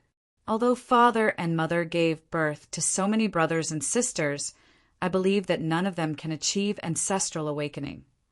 Qin Feiyong smiled. You are so sure? Qin Haotian frowned. It seems that when you awakened the purple gold dragon soul, I already knew the opportunity for ancestral awakening. This opportunity is the purple gold dragon soul. In other words, only the descendants of the Qin clan who awakened the purple gold dragon soul have a certain chance of ancestral awakening. Qin Feiyong said. Qin Haotian frowned and said, Even so what? I don't know why our Qin clan has the purple gold dragon blood, but I know one thing. Everyone who has the purple gold dragon blood has a different fate than others. For example, my ancestors and I have fought hard to protect the great Qin. I believe that you will be no exception. Qin Feiyong said. I don't believe in fate. Qin Haotian shook his head. Whether you believe it or not, in the future, you have to bear the responsibility of protecting all of this. As for my ancestors and I, to be honest, when I returned to the ancient world this time, I didn't plan to come back alive. I think the ancestors should have already made preparations for this. Qin Feiyong sighed. Qin Haotian frowned and said, What are you facing in the ancient world? There's some things that are useless even if I tell you. You just have to remember to protect our homeland. With that, Qin Feiyong took out 10 legendary grade divine artifacts and 10 supreme grade divine arts and said, These are for you alone. So much? Qin Haotian was stunned. The more you get, the greater the responsibility. I sincerely hope that if there is a day when I come back alive, nothing will change here. Qin Feiyong looked at Qin Haotian and said. Qin Haotian frowned. Why did he feel that something was wrong? I'll be leaving tomorrow morning. Qin Feiyong sighed. What? Qin Haotian was stunned. Although he was also in the black tortoise world, because he wasn't in the castle, he couldn't hear what was going on outside, so he didn't know about the small beast. What? You still don't want me to leave? Qin Feiyong smiled faintly. Qin Haotian snorted coldly and said, I can't wait for you to scram. Don't you know? You're a person who's cold on the outside, but warm on the inside. Qin Feiyong shook his head, and then personally handed over the divine artifacts and divine arts to Qin Haotian, and said, Brother, I'll leave everything at home to you. Brother, Qin Haotian murmured. Qin Feiyong calling him, little brother, caused his heart to churn. From the moment Qin Feiyong killed his mother, he never thought that there would be a day when they would call each other brothers. You guys are brothers. Emperor Hong laughed. Haotian, this is because your big brother trusts you and trusts you, so he gave you such a heavy burden. You can't let him down. Emperor Qin sighed. Qin Haotian looked at Emperor Hong and Emperor Qin, then looked at Qin Yuan and the others, and finally looked at Qin Feiyong. In the end, he took a deep breath, took the divine artifacts and divine arts, and said, I'll take care of everything at home. Don't die outside. I still want to take revenge on you. Qin Feiyong smiled with relief and said, Just for your words, I will work hard to survive. Then I'll be leaving. I won't be seeing you off tomorrow morning. Qin Haotian stood up and said, Go. Qin Feiyong waved his hand. Qin Haotian turned around and walked out of the pavilion. Just as he turned around, 2 drops of tears quietly slipped down. After Qin Haotian left, Qin Feiyong retracted his gaze, looked at Emperor Hong and the others, and smiled. I knew it. I wouldn't be wrong about people. The faces of Emperor Hong and the others were also filled with gratification. Next, everyone sat in the pavilion, drinking tea and chatting, enjoying the last night. Gradually, the sky brightened. Qin Feiyong looked at the horizon. put down the teacup in his hand, and quietly released his spiritual will. Soon, he saw a scene that made his heart ache. No one was actually sleeping. They stood silently in front of the window, looking at him. Obviously, although he had deliberately concealed it, everyone had already noticed it. Moreover, in order to consider his feelings, no one said anything. They all chose to stand in the dark of the night and silently accompany him for the entire night. "Thank you," Qin Feiyang muttered, 2 drops of tears falling from the corner of his eyes. He then got up and stepped into the air without saying a word, disappearing step by step. All that was left was a back view that was imprinted in everyone's hearts, one that they would never forget. Chapter 28:19. Feiyang, Lu Qiyu stood in front of the window and looked at Qin Feiyang's back as he left. She could no longer hold back her tears. The emperor silently held her in his arms. His heart was also extremely bitter. "Boss, do you think we're all stupid? Don't you know you're leaving? We've been with you for so many years." Fatso also hugged the reluctant Li Yan and muttered, "Bastard, you must come back alive." Ling Yunfei whispered, "Feiyang, we'll all wait for you at home." Old Manrin, Ren Wushuang, Luo Qingzhu, Fengling Er, Yan Nanshan, Jiang Jingyi and others were also silently sending Qin Feiyang off. Spirit State, the Sea of Despair. The surface of the sea in the morning was covered with a layer of white frost. A figure descended above the sea. It was Qin Feiyang. Without any concealment, his divine sense flooded into the undersea city. Whoosh! After a while, 4 figures swept out of the sea. They were the Mermaid Princess, the Mermaid Emperor, the Black-Winged King, and the White-Winged King. "Why didn't you go down directly? You even released your divine sense. Do you want me to carry you down in a palanquin?" The Mermaid Emperor looked at Qin Feiyang with dissatisfaction. Qin Feiyang smiled bitterly and said, "We won't go down because we're leaving." "Leaving?" The 4 of them were stunned. The Mermaid Princess hurriedly said, "Feiyang, it's only been a few days." Qin Feiyang said, "Something happened, so we have to leave." The Mermaid Princess looked at Qin Feiyang suspiciously, then looked at the Mermaid Emperor and said, "Father, take care of yourself at home." "This is too sudden." The Mermaid Emperor frowned. "Yeah, didn't you say you could stay for hundreds of years?" "What happened? Why did you leave so suddenly?" The black-winged monarch and the white-eyed wolf also looked at Qin Feiyang in confusion. "It's nothing." Qin Feiyang shook his head. "Who are you trying to fool? Leaving in such a hurry, something big must have happened." The Mermaid Emperor said, "Father, Feiyang has good intentions. He didn't tell you because he didn't want you to worry." The Mermaid Princess said.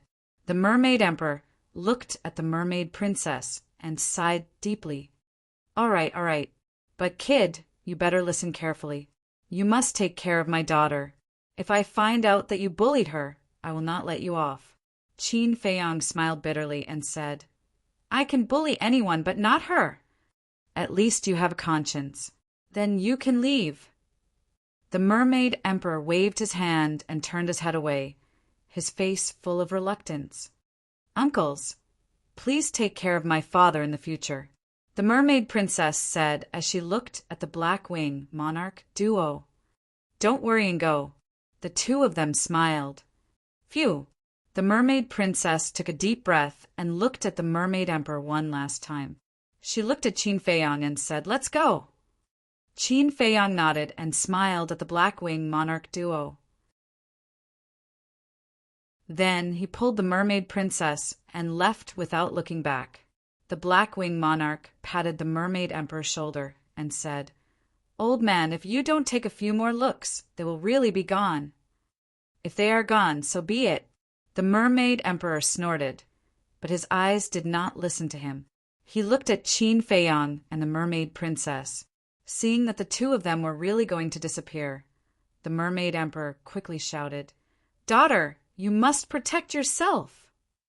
"I will," Father. The mermaid princess stopped and turned to smile at the mermaid emperor. Then, she quickly disappeared into the sky with Qin Feiyang. Sigh. The mermaid emperor sighed deeply. Don't sigh. A married daughter is like water that has been poured out. The Black Wing monarch, Duo, comforted him. The mermaid emperor said angrily, but she is not married yet. Is this any different from being married? Let's talk about it later. Young people have their own pursuits and stages. Old people like us should just stay at home and enjoy the rest of our lives. The Black Wing monarch laughed. When you were fighting with me for fame and fortune in the past, why didn't you have such awareness? The mermaid emperor rolled his eyes. Didn't you say it yourself? That was a fight for fame and fortune. Since it was a fight for fame and fortune, it was impossible for us to have such awareness. All right, let's go and have a few drinks with you. The duo dragged the mermaid emperor and flew down. So that's what happened. In the sky above a mountain. After listening to Qin Feiyang's explanation, the mermaid princess nodded in realization. If not for the small beast, I would not have left so quickly. Qin Feiyang shook his head. The mermaid princess asked, Then this promise of 10,000 years, are you serious about it? There's no escaping from it, Qin Feiyang said. That's true. The mermaid princess nodded. Not to mention anything else. Just the Changshui. In order to take back Changshui, the battle between Qin Feiyang and the small beast would erupt sooner or later. Soon, the duo arrived at the Butterfly Valley. Qin Feiyang waved his hand and Wang Xiaojie appeared. The current Wang Xiaojie had also stepped into the War God realm. Master's wife? Wang Xiaojie looked at the mermaid princess with a hint of surprise on his face. Long time no see. The mermaid princess smiled slightly. Wang Xiaojie scratched his head and looked at Qin Feiyang, saying, Master, you are too unreasonable. Master's wife is back, but you hid it from everyone. You talk too much? Qin Feiyang glared at him. Wang Xiaojie chuckled and asked, Why did you suddenly pull me out? It's about time we have to leave. You should go back and take care of your sister. Qin Feiyang smiled. Leave? Wang Xiaojie was stunned. Weren't you there at the time? If I don't leave today, I'm afraid I'll be buried here forever. Qin Feiyang said. That's right. That small beast gave you 3 days. Wang Xiaojie nodded. 3,000 years had passed in the Black Tortoise world, and he had almost forgotten about it. Work hard. If you have time, go help Gongsun Bei and contribute to the Forgotten Continent. After all, we can't let your cultivation down, right? Qin Feiyang smiled. This, Wang Xiaojie hesitated. Qin Feiyang asked, You want to go to the ancient world with me? Wang Xiaojie laughed dryly. Don't even think about it. I'm already very happy that you can help me protect Great Qin and the Forgotten Continent. Qin Feiyang said. Wang Xiaojie mumbled, But I really want to go and see it. Qin Feiyang shook his head and smiled. There will be a chance in the future. All right then. Wang Xiaojie nodded helplessly and smiled. Then master, mistress, take care. The two nodded. Qin Feiyang waved his hand and opened the spatial gate. Aren't we going to look for Dong Zhenyang? Mermaid Princess asked. No. Since he didn't come yesterday, he must be prepared to stay in the Forgotten Continent. Qin Feiyang smiled faintly and pulled Mermaid Princess into the spatial gate. Master, wait, where's Qin Qin? Wang Xiaojie suddenly called out to Qin Feiyang and asked. He has already returned to the Forgotten Continent. Qin Feiyang smiled faintly and disappeared with Mermaid Princess. He has already returned? Wang Xiaojie was stunned. Demon Dragon Island. The statue was still standing by the sea, like a ruler overlooking the entire Great Qin.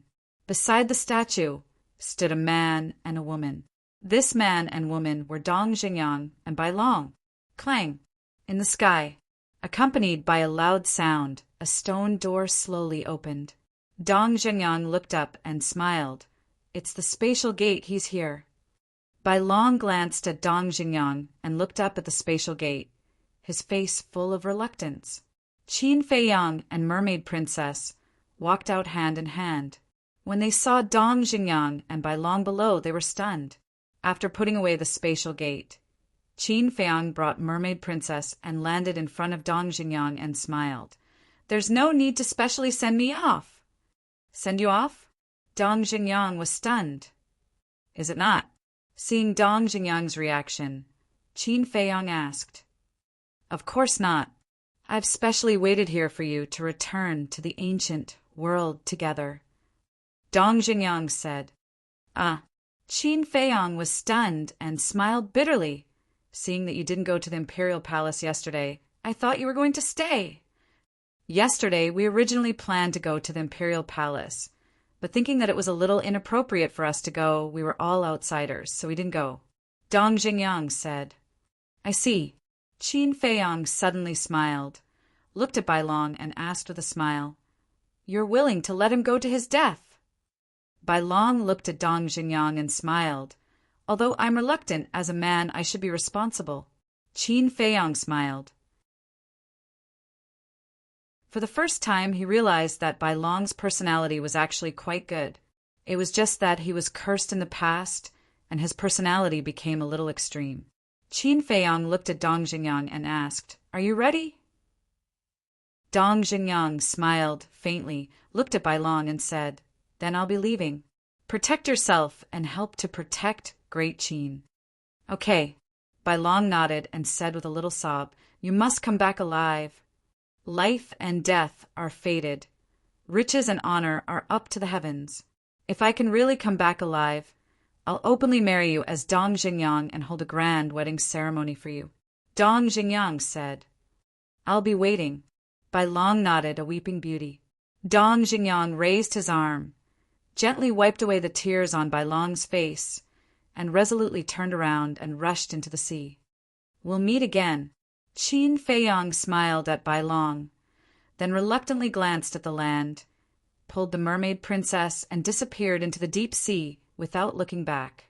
It was also possible that they would never meet again. The teleportation altar to the miracle was in the deep sea. Although the conditions to revive the altar were harsh, it was not difficult for Qin Feiyang back then, let alone now.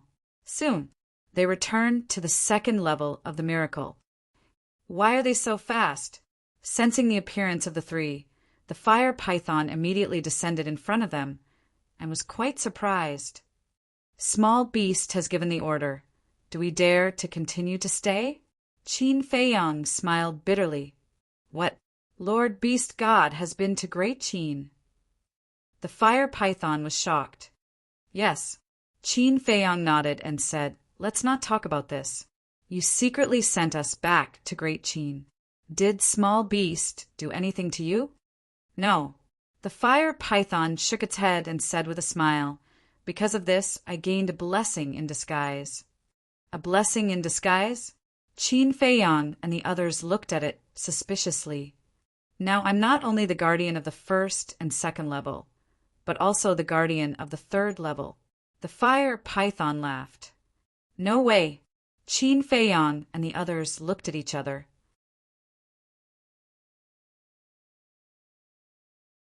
Chapter 28:20. Wasn't the guardian of the third floor equivalent to the guardian of the underworld king's hell? Needless to say, the fire python had really profited from a disaster, because the first and second floors were on a completely different level from the third floor. Dong Zhengyang asked, Then can you enter the temple to cultivate? Of course. The fire python nodded. Since he had already become the guardian of the third floor, it was natural for him to enter the temple to cultivate. After all, the temple had a time array who didn't want to enter. Congratulations. Qin Feiyang cupped his hands and smiled. You're welcome. The fire python shook his head. Since Brother Fire is now the guardian of the underworld king's hell, then I implore Brother Fire to take care of the blood demon race in the future. because back then in the Underworld King's Hell, the Blood Demon race helped me a lot. Qin Feiyong said. Of course. The Fire Python smiled. Thank you. Qin Feiyong was grateful. Why are you thanking me as a friend? What are your plans next? The Fire Python asked. Qin Feiyong pondered for a while and said in a deep voice, I don't want to go to the Underworld King's Hell anymore. I want to go back to the ancient world directly. The chief pavilion master, Long Zun, and the other ancestral dragons all thought that he was in the Underworld King's Hell. If he were to return to the ancient world now, he would definitely be able to catch them off guard. The most important thing was, if he entered the Underworld King's Hell, he wouldn't be able to enter the castle to cultivate. The castle's time array was 1,000 years per day.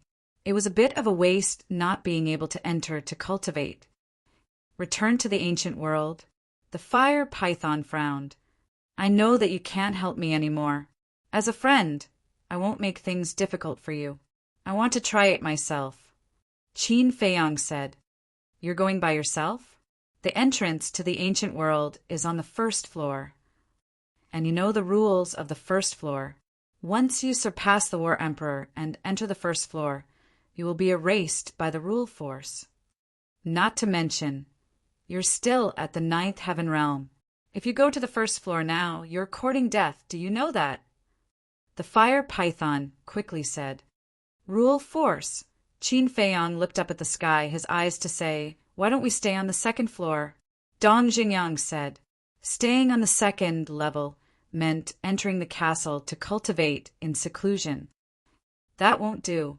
If I let you stay on the second floor and Lord Beast God finds out, he will definitely punish me. Simply speaking, you only have one choice now. Enter the hell of the King of Hell.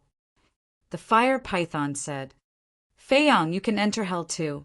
At that time you can go to the ancient city of the Serene King and cultivate in seclusion for a few hundred years.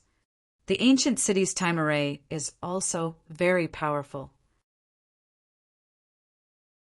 By the time we leave hell, you'll be able to break through to the imperishable realm. The mermaid princess said. Qin Feiyong remained silent. Dong Zhenyang glanced at Qin Feiyong, then looked at the Fire Python and cupped his hands. Brother Fire, may I ask where the entrance to the 4th floor is? The 4th floor? The Fire Python was slightly stunned. He frowned and asked, Why are you suddenly asking about this? I'm just curious, Dong Jingyang said. In the past few days, I've learned a bit about the Infernal King's Hell. The entrance to the 4th floor is in the east, which is the opposite direction of the divine demon forest. However, to enter the 4th floor, you must first be at the imperishable realm. Otherwise, other than Lord Beast God, even I can't send you to the 4th floor safely. Because the passage to the 4th floor is filled with a terrifying storm. This storm can kill any living being below the imperishable realm. The Fire Python said. So terrifying? Dong Jingyang was shocked. Yes. In short, it's best not to go before reaching the imperishable realm. After the Fire Python finished speaking, it looked at Qin Feiyong again. It steeled its heart and closed its eyes. Dong Jingyang and the mermaid princess looked at the Fire Python suspiciously. After a while, the Fire Python opened his eyes and said, Lord Beast God and Lord Ice Dragon are not in the divine ruins now. I'll send you to the ancient world. What? Qin Feiyong looked up at the Fire Python. I also found the entrance to the ancient world just now. There's no time to lose. Let's go now. After saying that, the Fire Python took the 3 of them and appeared in the sky above a plain on the 1st floor. There were fierce beasts everywhere on the plain. But at this moment, an extremely strange scene appeared. There was nothing in the void in front of them, but these fierce beasts were retreating in fear. If it were anyone else, they would definitely be scared out of their wits and think that they had seen a ghost. Qin Feiyong and the others were very familiar with it. The Fire Python waved his hand and a surge of divine power rushed forward. With a clang, an ancient stone door appeared out of thin air. This was the entrance to the ancient world. Brother Fire, thank you. If the small beast finds out, just say that you don't know anything and let it come to me. I have a way to deal with it. Qin Feiyong said. Okay. The fire python nodded and said, take care. I look forward to seeing you next time. I look forward to it too. By the way, tell the madman and Yang Li that I have returned to the ancient world. After Qin Feiyong said that, he led Dong Jinyang and the mermaid princess into the stone door without looking back. The fire python also withdrew his divine power, and the stone door disappeared into thin air. You must live. I'm still waiting for you to kill the fire dragon. The fire python muttered and then disappeared into thin air. Northern region. Land of the undead.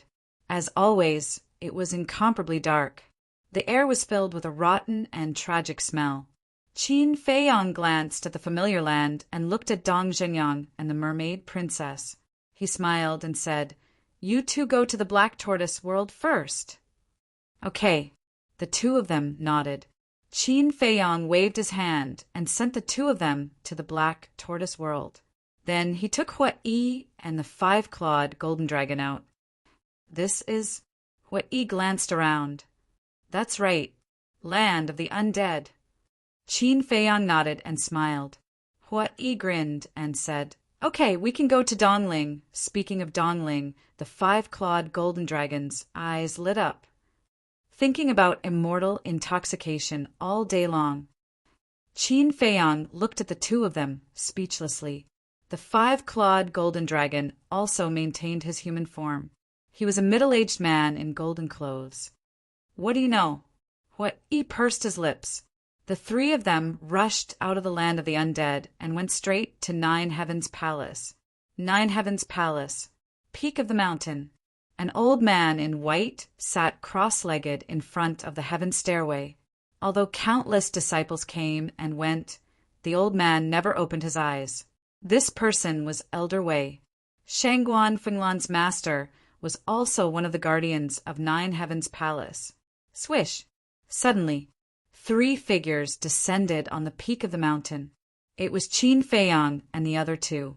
However, Qin Feiyong and Hua-Yi had changed their appearances in order not to cause a sensation.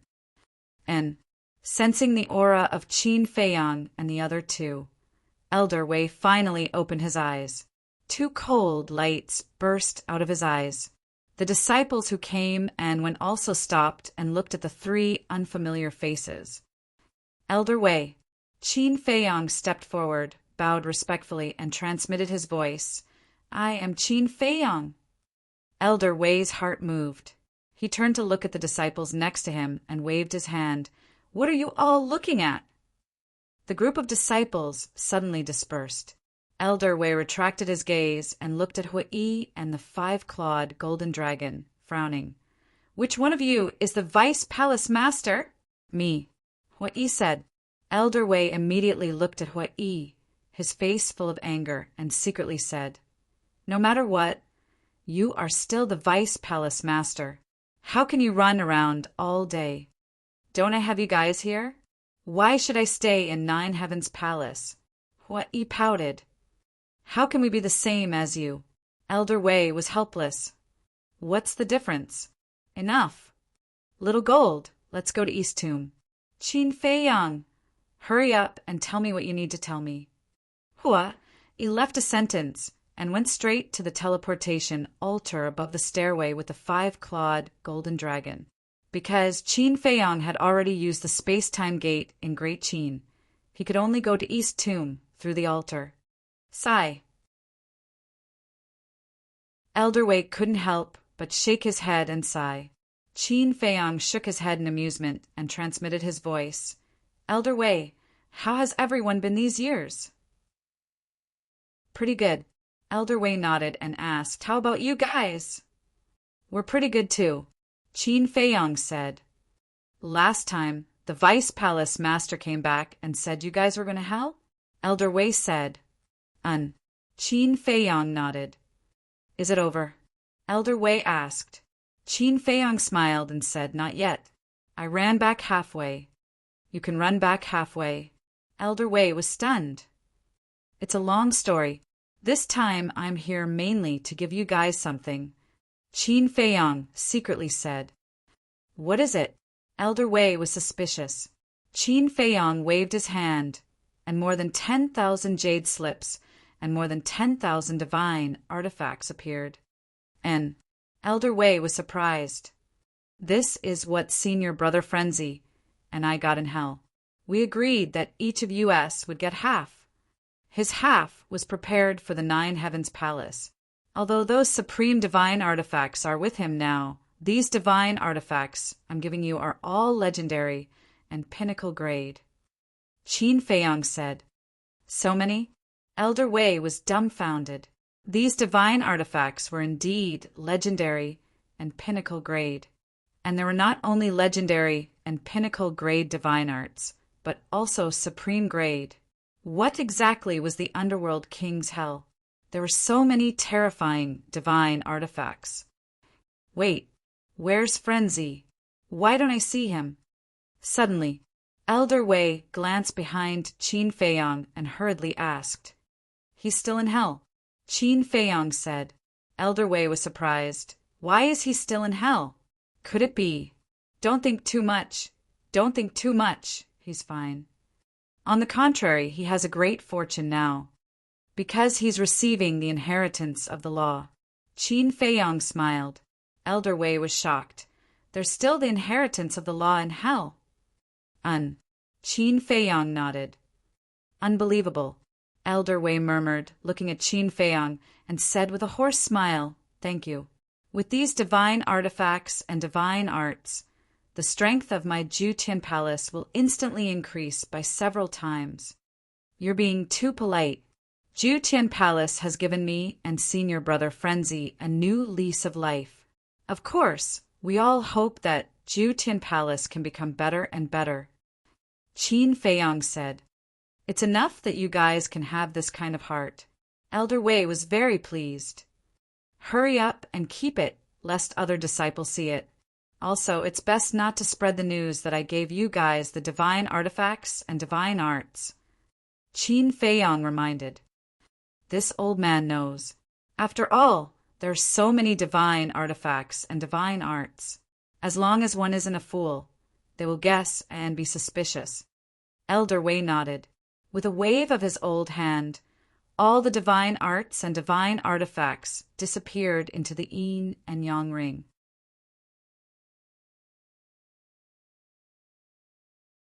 Chapter 28-21. In addition, Qin Feiyang pondered for a while, looked at Old Wei and said, I'll give you another 100 crystal veins and soul veins. Crystal veins, soul veins? Old Wei was slightly taken aback, shook his head and said, We have all of these. You don't have to give them to us.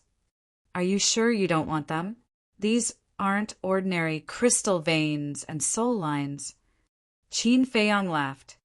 Although this old man has never been to the divine land, I can be considered as someone who has seen the world. Other than the divine level soul veins and crystal veins, they're nothing in my eyes. Old Wei chuckled. Qin Feiyang was stunned. Did Old Wei think that he was going to give him the soul veins and crystal veins below the divine level? If it's rank 1 or 2 divine level soul veins and crystal veins, this old man can still consider it. Old Wei said again. Old Senior, you're looking down on this junior. Qin Feiyang shook his head and smiled bitterly. A mere rank 1 or 2 divine level soul veins and crystal veins, he couldn't take them out. Looking at Qin Feiyang's reaction, Old Wei couldn't help but be suspicious. Could it be that it was more than rank 1 or 2? Come with me, Elder. Qin Feiyang didn't explain much, turned around and landed in a valley below and transmitted his voice. Fire Lotus, are you ready? Is it necessary? Fire Lotus asked secretly. Of course. You and Hui have helped me so much all these years. What's a mere crystal vein and soul vein? Qin Feiyang laughed secretly. That's right. Giving the crystal vein and soul vein to Nine Heaven Palace was all because of Fire Lotus and Hui, especially Fire Lotus, who had been helping him all these years. It could be said that, without Fire Lotus, there wouldn't be the current Black Tortoise Realm, because the current Black Tortoise Realm was created by Fire Lotus. So, putting himself in their shoes, he naturally wouldn't mistreat Fire Lotus and Nine Heaven Palace. All right, Fire Lotus responded. Soon, Qin Feiyang waved his hand, and 100 crystal veins and soul veins appeared. This is... Elder Wei stood beside Qin Feiyang. At first, he didn't think much of it, but when he saw these crystal veins and soul lines with his own eyes, he was shocked. Even though he was knowledgeable and experienced, he couldn't help but be shocked when he saw the 100 crystal veins and spirit veins. This was because he discovered that he couldn't see through the levels of these crystal veins and soul veins. These are all rank 8 deities. Qin Feiyang smiled. Level 8. God Realm, Old Wei muttered, his eyes filled with shock. You couldn't find a single crystal vein and soul vein of this level in the entire 4 regions. Perhaps it was rare even in the Divine Land. When he came back to his senses, Elder Wei hurriedly waved his hand and said, "This is too precious. I don't deserve it. Why are you being so polite with me?" Qin Feiyang smiled faintly. This old man is not being polite with you. You're facing dragons now. What you need the most is cultivation resources. This kind of supreme treasure is the most helpful to you. Don't give it to us. It's a waste. Elder Wei shook his head. Taking out 100 rank 8 spirit veins and crystal veins in one go was simply too shocking. Spirit veins and crystal veins of this level were legendary existences in his eyes. I still have a lot. Qin Feiyang smiled. A lot? Elder Wei was stunned. Yes, back in the Divine Land, I snatched a lot of crystal veins and soul veins. And now the time rule of the Black Tortoise Realm is 1,000 years, so they've all evolved to rank 8 deities. Qin Feiyang said. 1,000 years in a day. The corner of Elder Wei's mouth twitched. These were all monsters. After pondering for a while, he said, "Well, this old man won't stand on ceremony with you." It would be a lie to say that he wasn't tempted by the rank 8 deities' soul veins and crystal veins. It was only because he considered that Qin Feiyang and the others needed more crystal veins and soul veins, so he refused. But now, since Qin Feiyang said that he had a lot, he certainly didn't stand on ceremony. Qin Feiyang thought for a while and asked, "How is Shangguan Qiu now?" She went to the Divine Land a long time ago. Elder Wei said. What? She went to the Divine Land? Qin Feiyang frowned. Yes, the last time the Pavilion Master went to the Divine Land, he took Shangguan Qiu with him. The Pavilion Master came back and said that Shangguan Qiu chose to stay in the Divine Land. Elder Wei said. Qin Feiyang frowned and said, "Why did they go to the Divine Land? Didn't they tell you before that the Chief Pavilion Master would go to the Divine Land every 100 years? Elder Wei asked. Qin Feiyang thought for a while and nodded. Yes, but it's been so long that I forgot. It was the Deputy Pavilion Master who told him this. Therefore, he went to the Deputy Pavilion Master to inquire about the dragons. The Deputy Pavilion Master told him that if he really wanted to go to the Divine Land, he could go together with the Pavilion Master. Qin Feiyang also asked how long it would take for the Pavilion Master to go to the Divine Land. The Deputy Pavilion Master answered that it would take 50 years. Qin Feiyang couldn't wait 50 years, so he didn't take it to heart. Shangguan Qiu entered the Divine Land after he entered the Hell of the Nether King, and he stayed in the Hell of the Nether King for more than 200 years. In other words, Shangguan Qiu had stayed in the Divine Land for almost 200 years. Why did she stay in the Divine Land? Qin Feiyang frowned. Elder Wei sighed. Do you still need to think about it? Any sensible person knows that she must have done it for you. Silly woman. Qin Feiyang shook his head and asked, did the Pavilion Master say where she is in the Divine Land now? You'll have to ask Shangguan Fenglan or the pavilion master. Elder Wei said. Qin Feiyang rubbed his forehead and sighed. She can't stay in the treasure house of the divine land. What do you mean? She's a member of the treasure house. Isn't it good to stay in the treasure house? Elder Wei was suspicious. There are some things that you don't understand. Qin Feiyang shook his head and sighed. That's it for now. I'll go find the pavilion master. Okay. Elder Wei nodded. Qin Feiyang opened an altar and walked up. Strange. Elder Wei shook his head, put away the vein of soul and vein of crystal, and returned to the ninth heaven palace. When he found the first elder, explained this matter and took out the vein of soul, vein of crystal, divine weapons, and divine arts, the first elder was also shocked. Then, the first elder was filled with emotion.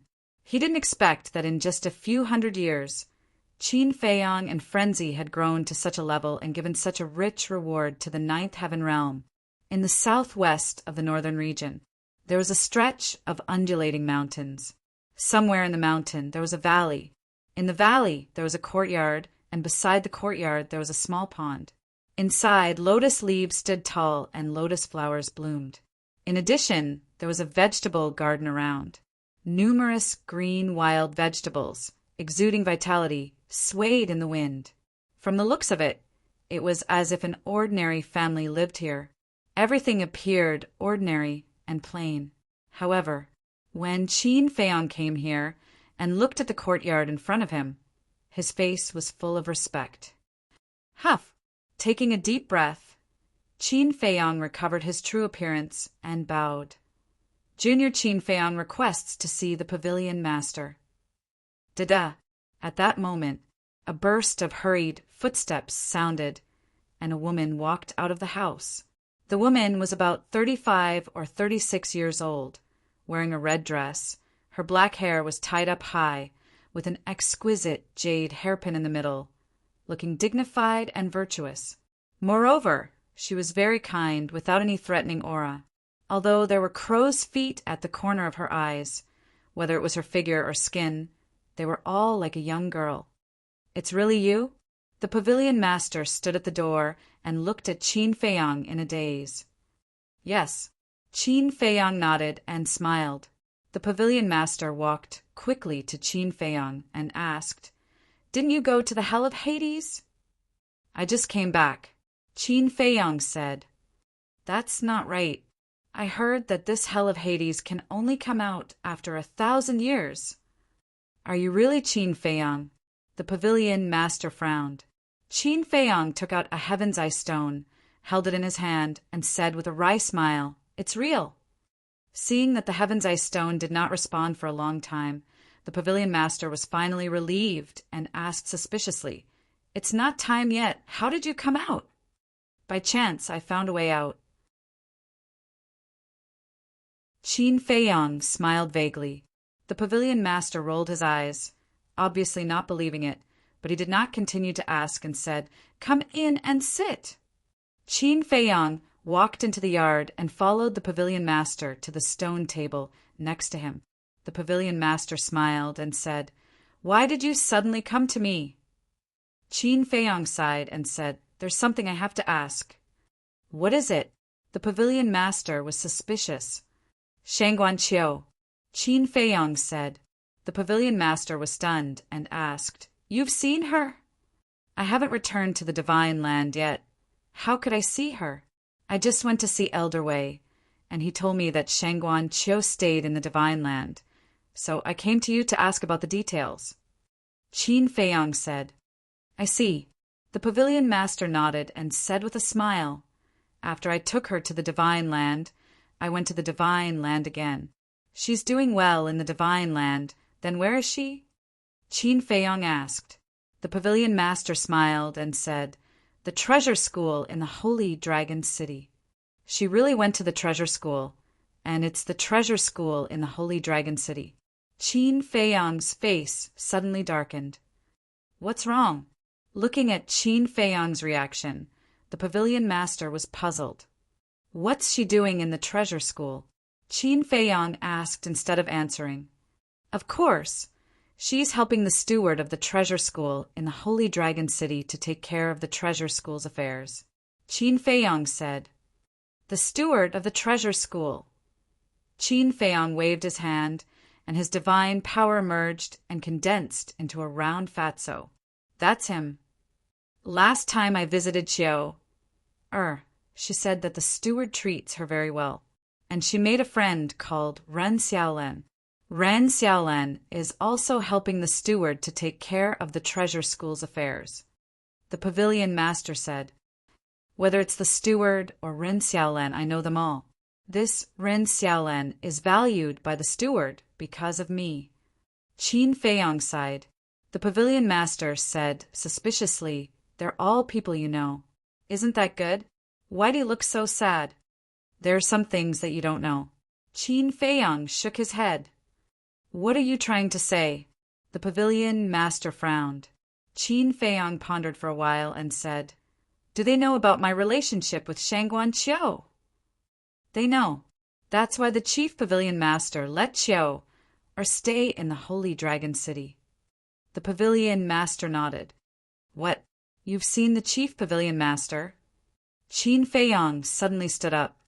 We didn't see him with our own eyes, but according to the steward of the treasure school in the Holy Dragon City, the chief pavilion master seemed to be very happy after knowing about your relationship with Qiao. The pavilion master smiled.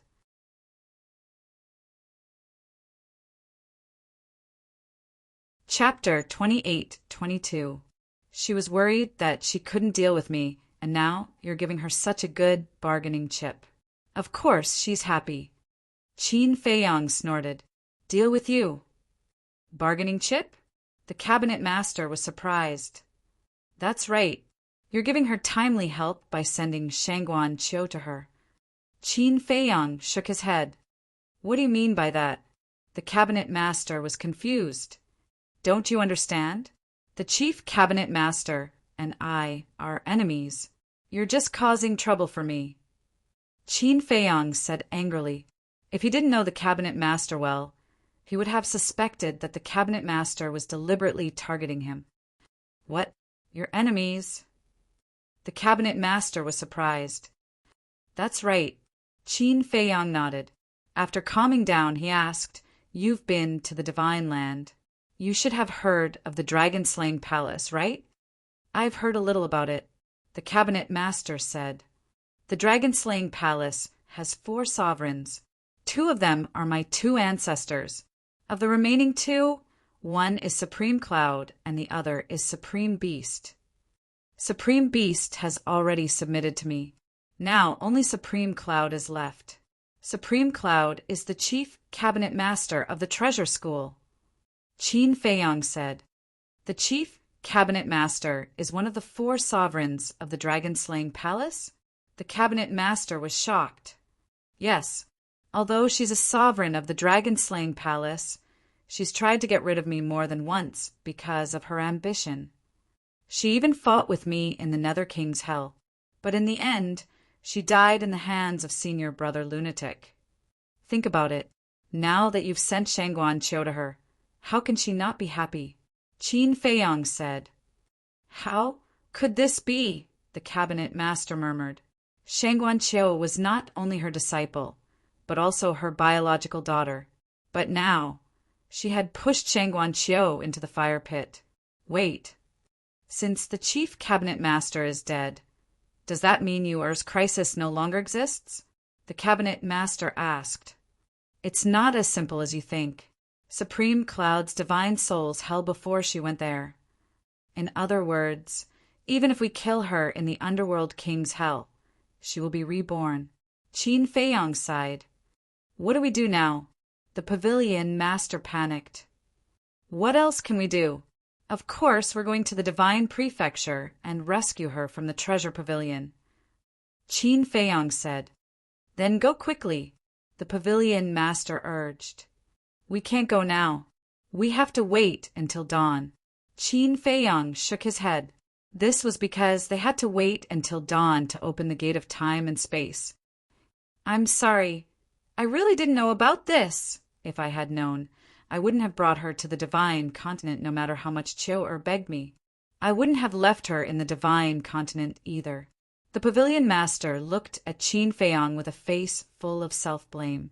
Qin Feiyang sighed deeply and said, I don't blame you. After all, you are in the northern region and know nothing about the situation in the divine land. Just now it was also my fault. I couldn't help but get angry with you. It's all right. You're also worried about Chiu. The pavilion master waved his hand. Actually, it's my fault. Shangguan Chiu went to the divine continent because of me. If I had been more ruthless back then and made her hate me more, I don't think this would have happened. Qin Feiyang shook his head. Silly boy, you don't understand things like love. Sometimes, the deeper the hatred, the deeper the love. The pavilion master sighed. Suddenly, Hui and the five-clawed golden dragon appeared and asked suspiciously, What are you doing here? Qin Feiyang looked up at the two of them and asked in surprise, Why are you here? We came back from Dongling and heard from old Manwei that you hurriedly came to find the pavilion master, so we came to see if something had happened. The two of them landed beside Qin Feiyang and asked. Qin Feiyang asked, So, you've already gotten the immortal wine? Of course. Hui nodded and smiled proudly. And this time, we've completely emptied the wine cellar of the Heaven Immortal Tower. Qin Feiyang shook his head speechlessly. Hui frowned. Let's get down to business. Did something happen? Yes. Qin Feiyang nodded and briefly explained the situation. This, Hui frowned and looked at the pavilion master. Why are you so silly? Sigh. The pavilion master lowered his head and blamed himself. Hui sat at the side and shook his head. It's my fault. When I went to Dongling with little gold to buy the immortal wine, I should have informed you. After Hui finished speaking, he became angry again. But who would have thought that this silly girl would run to the divine continent? Enough. Qin Feiyang stared at Hui and said, For now, Shangguan Chiu shouldn't be in any danger. Hui and the other two looked at Qin Feiyang suspiciously. In the eyes of the pavilion master, we're still in hell. So, there's no point in attacking Shangguan Chiu now. Qin Feiyang said, Yes. Even if she wants to use Shangguan Chiu to threaten you, she'll have to wait until hell is closed. As for now, I think she'll just send someone to monitor Shangguan Chiu's whereabouts. Hui nodded. So, this time we'll go back to the ancient world and play a key role. Because the pavilion master won't think that we've already returned to the ancient world, so there won't be any precautions. After midnight, we'll go to the divine continent. If nothing goes wrong, we'll be able to easily take Shangguan Chiu away. Qin Feiyang said, Haha, it seems that going back to the ancient world is a wise choice. Hui laughed. If they entered hell again and left a few hundred years later, the pavilion master would catch Shangguan Chiu and kill them all when they were unprepared. Actually, there's another crucial point. It's only been a little more than 100 years since the pavilion master was killed. I think the pavilion master's divine soul and divine body haven't been rebuilt yet. The five-clawed golden dragon suddenly said, Yes, the pavilion master's cultivation is at the great achievement eternal realm. It'll take at least tens of thousands of years to rebuild her divine body and divine soul. Hui nodded. What's right? Didn't great-grandmother and the others say that the dragon-slaying palace also has a time formation? Although this time formation isn't very good, it can last 50 years in a day. 50 years in a day, 500 years in 10 days, and 5,000 years in 100 days. More than 100 years have passed. She should have rebuilt her divine soul and divine body long ago. Qin Feiyang said, You didn't think of this, did you? Hui smiled proudly. What do you mean? Qin Feiyang looked at him suspiciously. Think about it. She didn't trust Qin Batian and Lu Zhangyang. Why would she put her split divine soul in the dragon-slaying palace? Then don't mention entering the dragon-slaying palace to rebuild her divine soul and divine body. You should know that your two ancestors aren't good people. If they knew this, would they let go of this opportunity? Definitely not. So, the chief pavilion master doesn't dare to enter the dragon-slaying palace to rebuild her divine body and divine soul. Hua-Yi smiled. That makes sense. Qin Feiyang nodded. So I'm sure that she hasn't rebuilt her complete divine soul and divine body. And this is an opportunity for us. We can directly control her divine soul. If she doesn't surrender, we'll destroy her. Hua-Yi sneered. Qin Feiyang pondered for a while and said, It's useless to say this now. What if she has other ways? Let's wait until we reach the divine land. Hua-Yi smiled and said, Okay, I'll go back and see Lana. Qin Feiyang said, Don't tell her about Shangguan Qiu's current situation. Do I need you to remind me? Hua-Yi glanced at Qin Feiyang indifferently, opened an altar, and left without looking back. Qin Feiyang thought for a while and waved his hand. Qin Chen appeared in front of him. Qin Feiyang pointed at the woman and said, This is the pavilion master of the treasure pavilion. You should call her senior. Greetings, senior. Qin Chen bowed respectfully. He is. The pavilion master glanced at Qin Chen and then looked at Qin Feiyang suspiciously. He's one of my. Qin Feiyang glanced at Qin Chen with a hint of hesitation in his eyes. Finally, he looked at the pavilion master and smiled. He's my disciple. Disciple? Qin Chen was stunned. The pavilion master was also surprised. She looked up at Qin Chen and smiled. You're lucky to be able to become Qin Feiyang's disciple. Qin Chen wanted to say something, but stopped. The five-clawed golden dragon shook his head helplessly and said, Silly boy, why aren't you greeting your master? Okay. Qin Chen came back to his senses and quickly knelt on the ground, saying respectfully, Disciple greets master. Get up. Little Gold, since you're free now, take him to the North region and let him see the scenery of the ancient world. Qin Feiyang said, Okay. The five-clawed golden dragon nodded and picked up Qin Chen as if he was picking up a chick, disappearing into the distance. The pavilion master looked at the back of the five-clawed golden dragon and asked suspiciously, Feiyang, who is this Little Gold? Why do I feel that his aura is very strong? His real body is a five-clawed golden dragon, and his cultivation is also in the eternal realm. I subdued him in the divine land. Qin Feiyang smiled. Five-clawed golden dragon. The pavilion master was shocked. The five-clawed golden dragon was a divine dragon with an extremely orthodox bloodline power.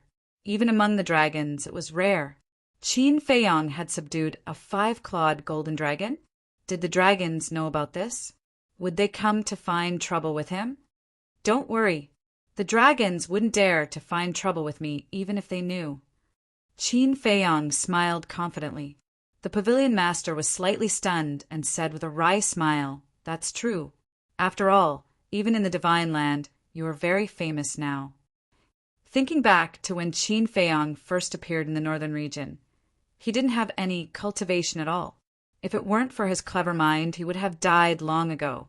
But now, he had stepped into the greater ninth heaven realm. This speed was really too fast for others to catch up with. Qin Feiyang suddenly transmitted a voice to Dan Wankai in the castle. Refine a Triuan True Spirit elixir for me. I have it ready-made. Dan Wankai was looking for herbs in the herb field. When he heard Qin Feiyang's voice, he immediately responded. Then give it to me. I can raise my cultivation to the peak of the ninth heaven realm. Qin Feiyang transmitted his voice. Okay. Dan Wankai responded, took out a jade box and took out an elixir. Outside, Qin Feiyang's mind moved, and the elixir appeared in his hand out of thin air. This was the Triuan True Spirit elixir. Gold, purple, and silver, like 3 ribbons, intertwined together, looking extremely beautiful. There were also 3 dragon-shaped elixir chi lingering on it. What kind of elixir is this? The pavilion master looked at the Tri-Yuan True Spirit elixir curiously. An elixir that can help me break through my cultivation. Qin Feiyang chuckled and put the Tri-Yuan True Spirit elixir into his mouth. Boom! Soon, a surge of majestic energy exploded within his body. Qin Feiyang's aura also burst out uncontrollably. In less than 3 breaths, his cultivation suddenly soared to the peak of the 9th heaven realm. However, right at the moment when he thought that it was the end, his cultivation began to soar once again. What's going on? Qin Feiyang was surprised. Young master, I forgot to tell you. This Tri-Yuan True Spirit elixir is the same as the Chaos Divine elixir and the Yin-Yang Chaos elixir. The Tri-Yuan True Spirit elixir with 3 dragon-shaped elixir chi has a 30% chance of increasing one's cultivation by 2 small realms. Dan Wongsai's voice suddenly sounded in Qin Feiyang's mind. Why didn't you say so earlier? Qin Feiyang said angrily. If he had said so earlier, he would have refined one himself. This way, there would be a 40% chance. Because at that time he didn't look at the elixir recipe very carefully, so he didn't know there was such a thing. I thought you knew. Dan Wonkai chuckled. You guy. Qin Feiyang felt helpless. Feeling the soaring aura, he was extremely nervous. If he could suddenly reach the peak of the 9th heaven realm, it would undoubtedly save a lot of time. And now, what he needed the most was cultivation. Because the peak of the 9th heaven realm was a threshold. Once he stepped into the peak of the 9th heaven realm, he was only 1 step away from the half-step invincible realm. Boom! Time passed breath by breath. Under Qin Feiyang's nervous expectation, his cultivation suddenly soared to the peak of the 9th heaven realm. Great! Qin Feiyang also excitedly slapped the stone table and suddenly stood up. His face was full of excitement. This time, even the white-eyed wolf would be speechless. After all, there was only a 30% chance. No way. At the same time, the pavilion master sitting opposite him was also dumbfounded. He actually broke through 2 small realms in a row. What kind of elixir was this? It was unbelievable. One had to know. This was the 9th heaven realm, not the god of war or the divine lord. It was incredible. If this elixir was auctioned, wouldn't it cause a frenzy among the people of the 4 major regions? No, it would be a bloodbath.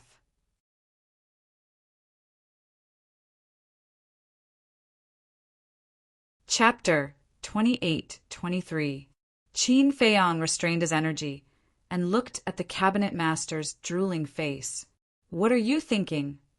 Well, the cabinet master stammered. Qin Feiyang shook his head and laughed. If the treasure pavilion had nothing to do with Supreme Cloud, I would definitely give you this pill without hesitation. The cabinet master smiled bitterly. Qin Feiyang pondered for a while and looked at the cabinet master. I have a question for you. What is it? The cabinet master was puzzled.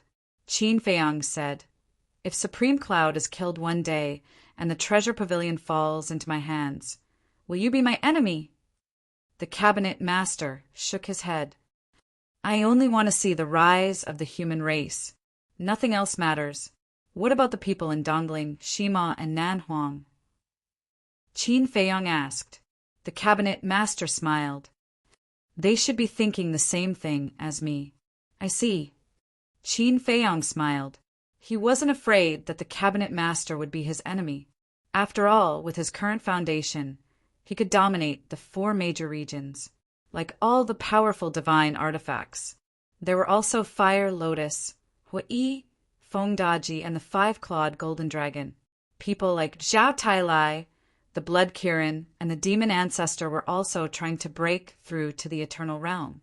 He believed that it wouldn't be long before the number of eternal realm overlords around him reached double digits. Although they still couldn't compare to the dragons, they were invincible in the 4 major regions. However, the cabinet master, The deputy cabinet master and Elder Pang of the Dongling Treasure Pavilion had all helped and supported him before, so he wanted to know their positions in advance. This way, he could think of a way to deal with it in advance. Suddenly, Qin Feiyang seemed to have thought of something. He lowered his head and pondered for a moment. Cabinet Master, have you heard of the Blood Ancestor? Blood Ancestor. The Cabinet Master paused and shook his head. Never heard of him at all. Qin Feiyang heard this, and a trace of disappointment appeared in his eyes. But on second thought, even the Divine Land didn't know much about the Blood Ancestor, let alone the Cabinet Master of the North Region. Is this person very important? The Pavilion Master was doubtful. It's not that important. Qin Feiyang shook his head. The Pavilion Master nodded. Qin Feiyang pondered for a while and asked, "Can you help me contact the Great Elder?" All right. The Pavilion Master took out an image crystal. Very soon, the phantom of an old man appeared. This old man was none other than the Great Elder of the Nine Heavens Palace. At this moment, the first elder was brimming with joy and happiness. The Pavilion Master asked curiously, "What's so good that you're so happy?" I can't tell you. The Grand Elder waved his hand. The reason he was happy was naturally because of the soul vein, crystal vein, divine artifact, and divine art that Qin Feiyang had given to the Nine Heavens Palace. However, before Elder Wei left, he repeatedly reminded him not to tell anyone about it. This old man has actually learned how to act mysterious. The Pavilion Master was speechless. Someone is looking for you. Looking for me? The Grand Elder was taken aback. The Pavilion Master turned the image crystal to face Qin Feiyang. Grand Elder. Qin Feiyang smiled slightly. It's you. The Grand Elder immediately smiled even more happily and said, I was still complaining. It's not easy to return to the northern region, but you didn't come to see this old man. I didn't want to cause a sensation. Besides, hasn't he already returned to the Nine Heavens Palace? Qin Feiyang said, How could that kid Hui come to see me? He must be surrounding Shangguan Fenglan. The Grand Elder shook his head. Qin Feiyang smiled bitterly. It seemed that other than Elder Wei, no one knew Hui's true identity. Qin Feiyang said, Grand Elder, I asked the Pavilion Master to send you a message, mainly to ask you, do you know Senior Brother Madman? And the Grand Elder was slightly taken aback and said unhappily, Look at what you're saying. He's my grandson, of course I know him.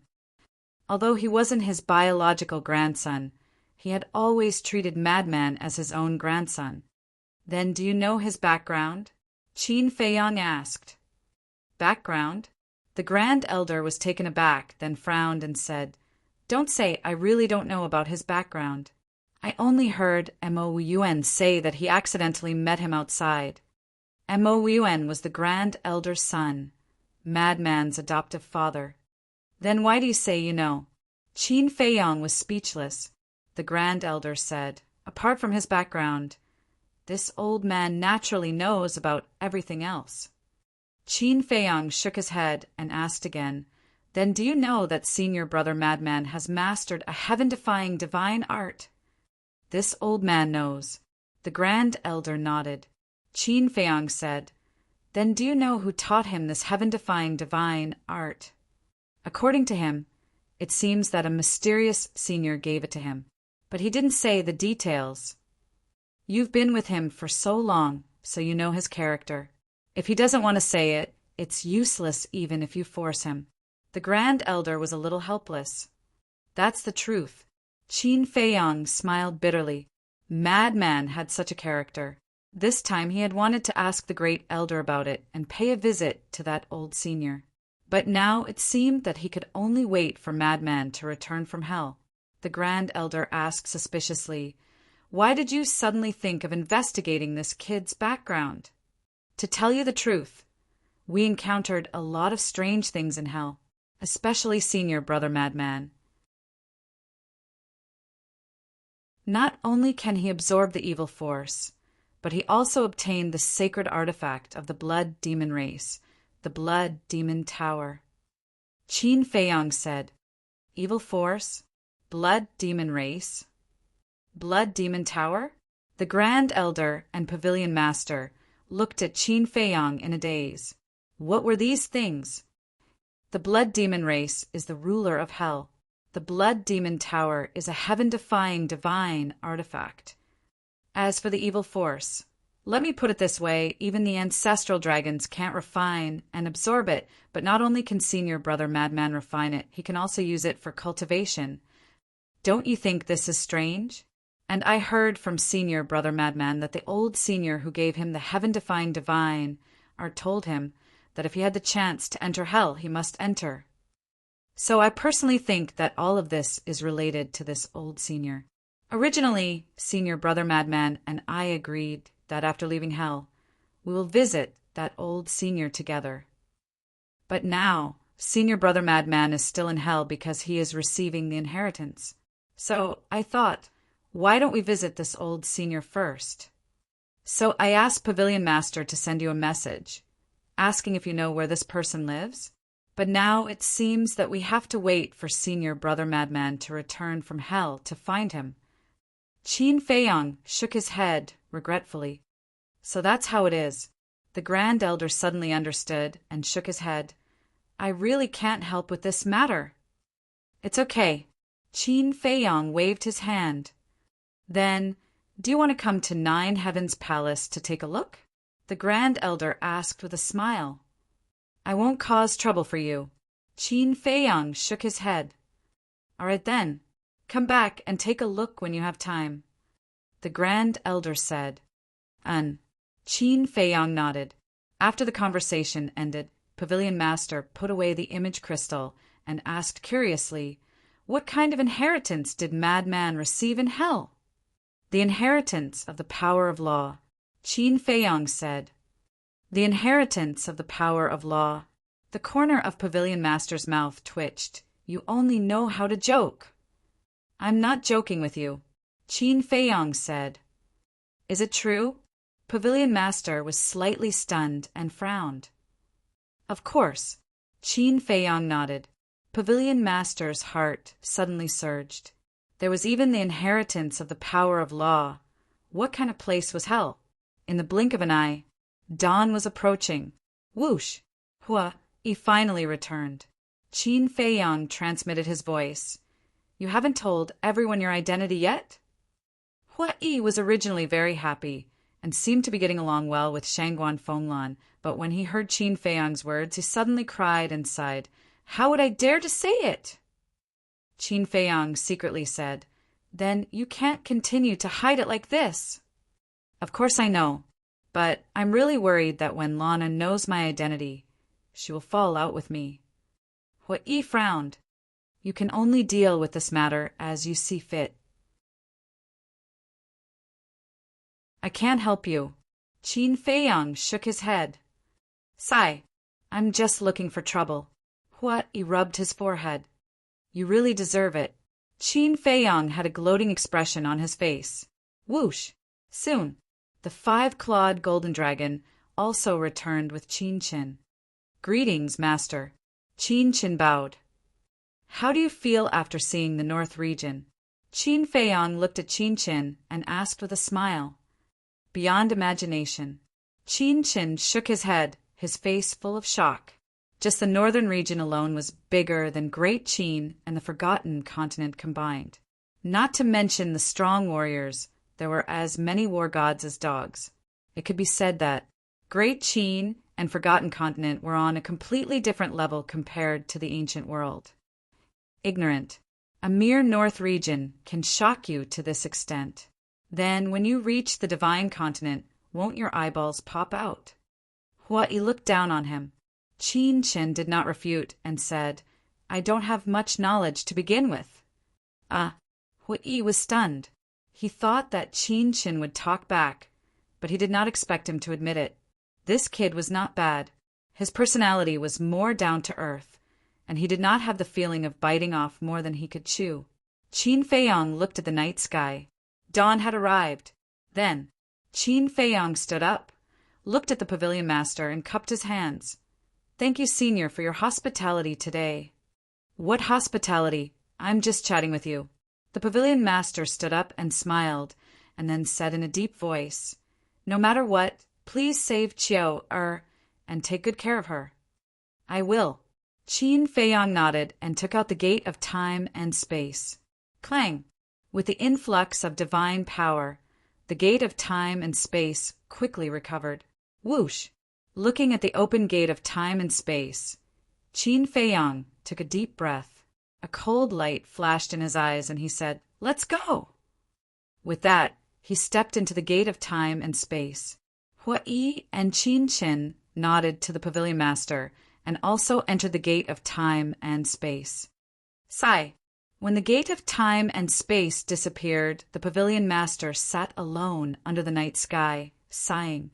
She had good intentions in leaving Shangguanqiu in the Divine Continent, because working in the treasure pavilion in the Divine Continent had a better future than in the North region.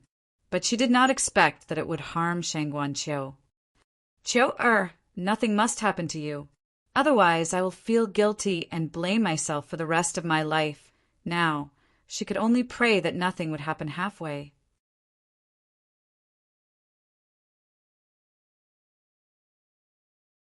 Chapter 28-24. China, Cloud Mountain Village. The appearance of the gate of time and space would not cause any commotion. After all, a few hundred years had passed, and the original ruins had been covered. Cloud Mountain Village had now become a green mountain and clear water. Whoosh! Qin Feiyang put away the gate of time and space and scanned the mountains below. The matter of Li Feng involuntarily surfaced in his mind. Ancestor Shui, where was this peerless figure from the previous era hiding? This is China. Qin Qin looked around curiously. Apart from the rich essence energy, it didn't look any different from other places. Go to the Black Tortoise world first and find Fire Lotus to get a few supreme, godly arts. Cultivate well. Now that you have such good cultivation conditions, hurry up and break through to the imperishable realm. Qin Feiyang turned to look at Qin Qin. Qin Qin nodded. He could see that his master had great expectations of him, so he couldn't let his master down no matter what. Qin Feiyang waved his hand and sent Qin Qin to the Black Tortoise world. Then, he took out all the godly arts and artifacts and handed them all to Fire Lotus. He had originally planned to leave these godly arts and artifacts for the people of the Black Tortoise world. As for how to give them to the people of the Black Tortoise world, Fire Lotus had its own way of dealing with them, so he didn't need to ask. Then what's next? Hua Yi turned to look at Qin Feiyang. "If you ask me, let's loot the Dragon God Palace first." The 5-clawed golden dragon said. "You're really savage." Hua Yi was speechless. Qin Feiyang also looked helplessly at the 5-clawed golden dragon. He pondered for a moment and said, "I'll go to Holy Dragon City to take a look. You guys go and find out about Yi Zhong and the dragons. There's also Wang Ming. We have to get in touch with him. Supreme Cloud still doesn't know that Wang Ming has already submitted to me. He'll definitely treat him as his confidant. So as long as we find Wang Ming, we'll know Supreme Cloud's current situation like the back of our hand." Qin Feiyang added a few more sentences. "That makes sense." Hua Yi nodded. He raised his head to look at the night sky and said, "All right, let's split up and meet up at Black Tortoise Mountain after daybreak." "Yes." Qin Feiyang nodded. He activated the altars and headed straight for Holy Dragon City. Although according to his judgment, Shangguanqiu would not be in danger for the time being, judgment was just judgment. No one knew the real situation, so it was better to be careful. Under the night sky, Holy Dragon City was like a giant black beast, exuding an aura that made one's heart palpitate. Qin Feiyang stood on top of a mountain not far from the city and looked at the Holy Dragon City. Whoosh! Suddenly, with a wave of his hand, Yi Cheng, Wang Daoyuan, and Li Changhe appeared. Young master. Wang Daoyuan and Li Changhe bowed. Go and find Jiang Dafei immediately. I want to know everything that has happened in the divine prefecture all these years. And, by the way, ask him how he's doing with the task I gave him before he left. Qin Feiyang said. Yes. The two of them responded respectfully and snuck into the Holy Dragon City like ghosts. Qin Feiyang turned to look at Yi Cheng and said with a smile, "It's not convenient for me to go to the Divine Dragon Island now.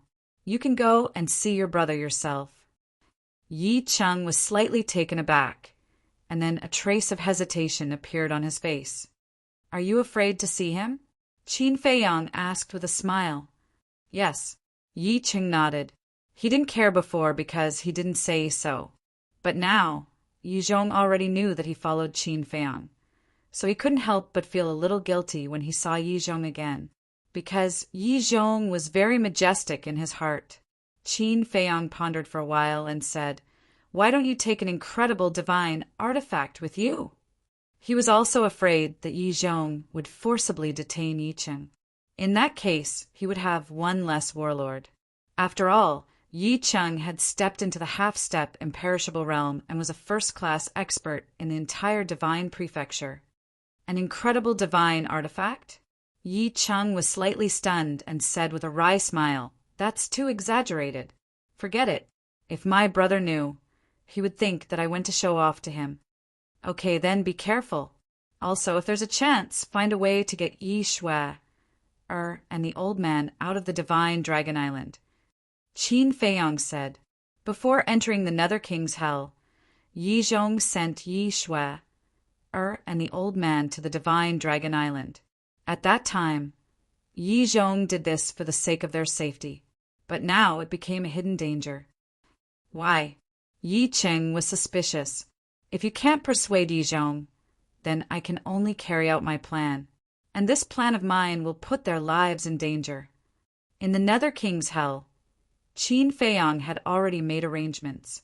It was the video he had recorded when he met Yi Zhong in the giant Dragon Mountain range. This video was the core of the plan. When this video was released, it would definitely arouse the anger of the dragons. When the time came, even if Yi Zhong explained, he would not be able to clear his name. Yi Shui, and the old man on the Divine Dragon Island would naturally be in danger, because the dragons would not let anyone who betrayed them go. Even though Yi Zhong had a close relationship with Longzuan, Yi Cheng heard this and looked at Qin Feiyang, saying in a deep voice, "I will make the arrangements. Then go quickly." Qin Feiyang waved his hand. Yi Cheng took a deep breath, opened a teleportation altar, and left. Qin Feiyang turned around and looked at Holy Dragon City. His dark eyes flickered with light. The Divine Land should be very peaceful while I was away, but now I'm back. Soon it will be lively again. Qin Feiyang smiled coldly, took out an illusory appearance pill, changed his appearance, and entered the Holy Dragon City secretly. It was already early in the morning, except for the noise of the major restaurants. The other places were very quiet. Qin Feiyang walked on the street like a ghost, occasionally meeting one or two drunkards. In this regard, it was no different from the secular world. At night, he could basically meet drunkards. Finally, the treasure pavilion entered Qin Feiyang's line of sight. However, he did not approach, standing in a dark alley watching from afar.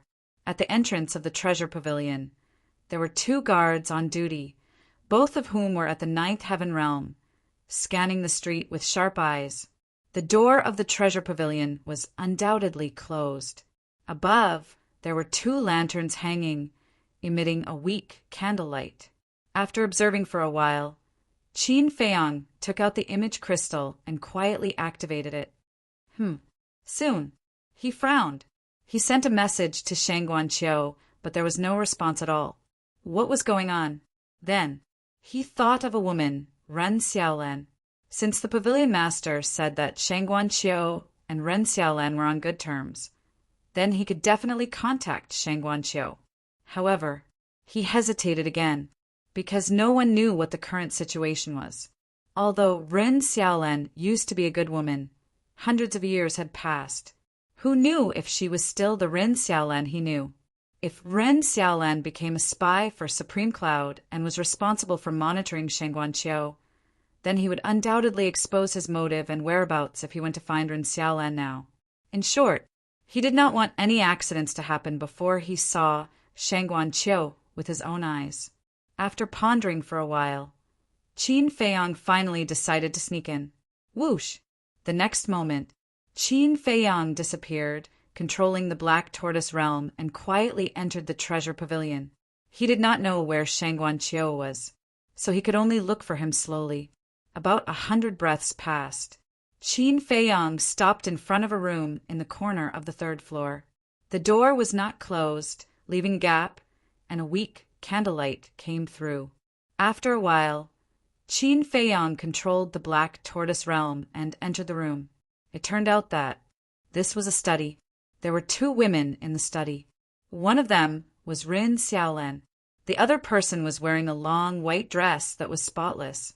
Her fine black hair was tied up high with an exquisite hairpin in it. She sat at the desk looking down at an account book as if she was calculating something. That was right. She was Sheng Guanqiu. After hundreds of years, she had become more capable and charming than before. It's good that you're fine. A smile finally appeared on Qin Feiyang's face. As he expected, Supreme Cloud did not attack her for the time being. However, when he looked at Ren Xiaolan again, he could not help but frown slightly. This woman was not dealing with any business. She was sitting casually at the coffee table, drinking tea. But her eyes were glancing at Sheng Guanqiu from time to time. What do you mean? Qin Feiyang murmured. She was not cultivating or resting in the middle of the night, but sitting here, drinking tea?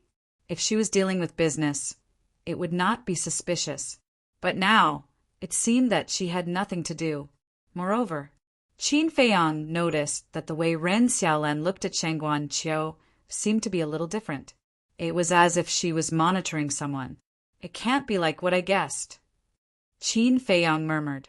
From the bottom of his heart, he did not want to believe it, let alone think so. Because he liked Ren Xiaolan very much. Back then, the reason he helped Ren Xiaolan was because he thought Ren Xiaolan was a good person. Similarly, without his help, Ren Xiaolan would have been kicked out of the treasure hall by the steward, not to mention her current status. I hope I'm overthinking, Qin Feiyang murmured. He activated the concealment spell and appeared in the study. He did not say anything, but stood silently by the desk. Time passed by slowly. About an hour later, Sheng Guanqiu finally closed the account book, straightened her body, and stretched. Is there a problem? Ren Xiaolan put down the teacup in her hand and looked at Sheng Guanqiu with a smile. No problem. Sheng Guanqiu shook her head and smiled. Thank you for being with me for so long. Aren't we sisters? No need to thank me. Ren Xiaolan finished speaking and got up with a smile. Let's go and have a rest before dawn. Okay. Sheng Guanqiu nodded. She got up and blew out the candle on the table. Then she left the study with Ren Xiaolan and went downstairs. At the top of the stairs, Ren Xiaolan suddenly said, Sister Shengguan, tell me honestly, are you staying in Shenzhou because of Qin Feiyang? Sheng Guanqiu blushed and did not answer. Every time I ask you this, you don't answer. Ren Xiaolan shook her head helplessly. There's nothing to say. Sheng Guanqiu shook her head. Is there nothing to say, or are you embarrassed to say it? Ren Xiaolan joked with her. Sheng Guanqiu blushed even more.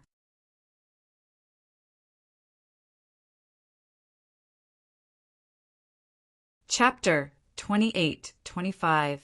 While talking, they walked to a secluded corner on the 2nd floor. There were 2 rooms here.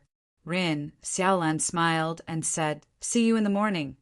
See you in the morning. Sheng Guanqiu nodded. They each entered a room and closed the door.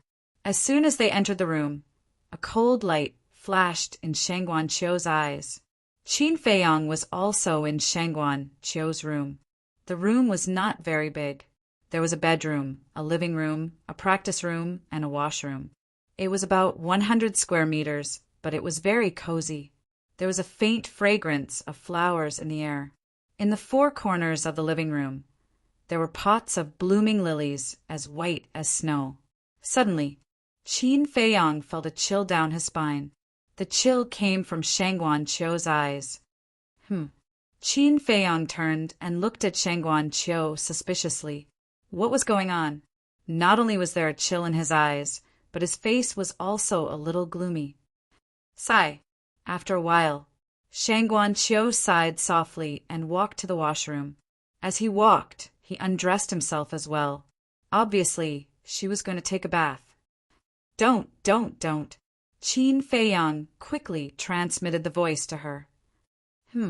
Shangguan Qiu was suddenly alerted. She turned and looked around in surprise. Qin Feiyang turned back to his original appearance. He turned off the concealment spell and appeared in front of Shangguan Qiu. Shangguan Qiu was stunned.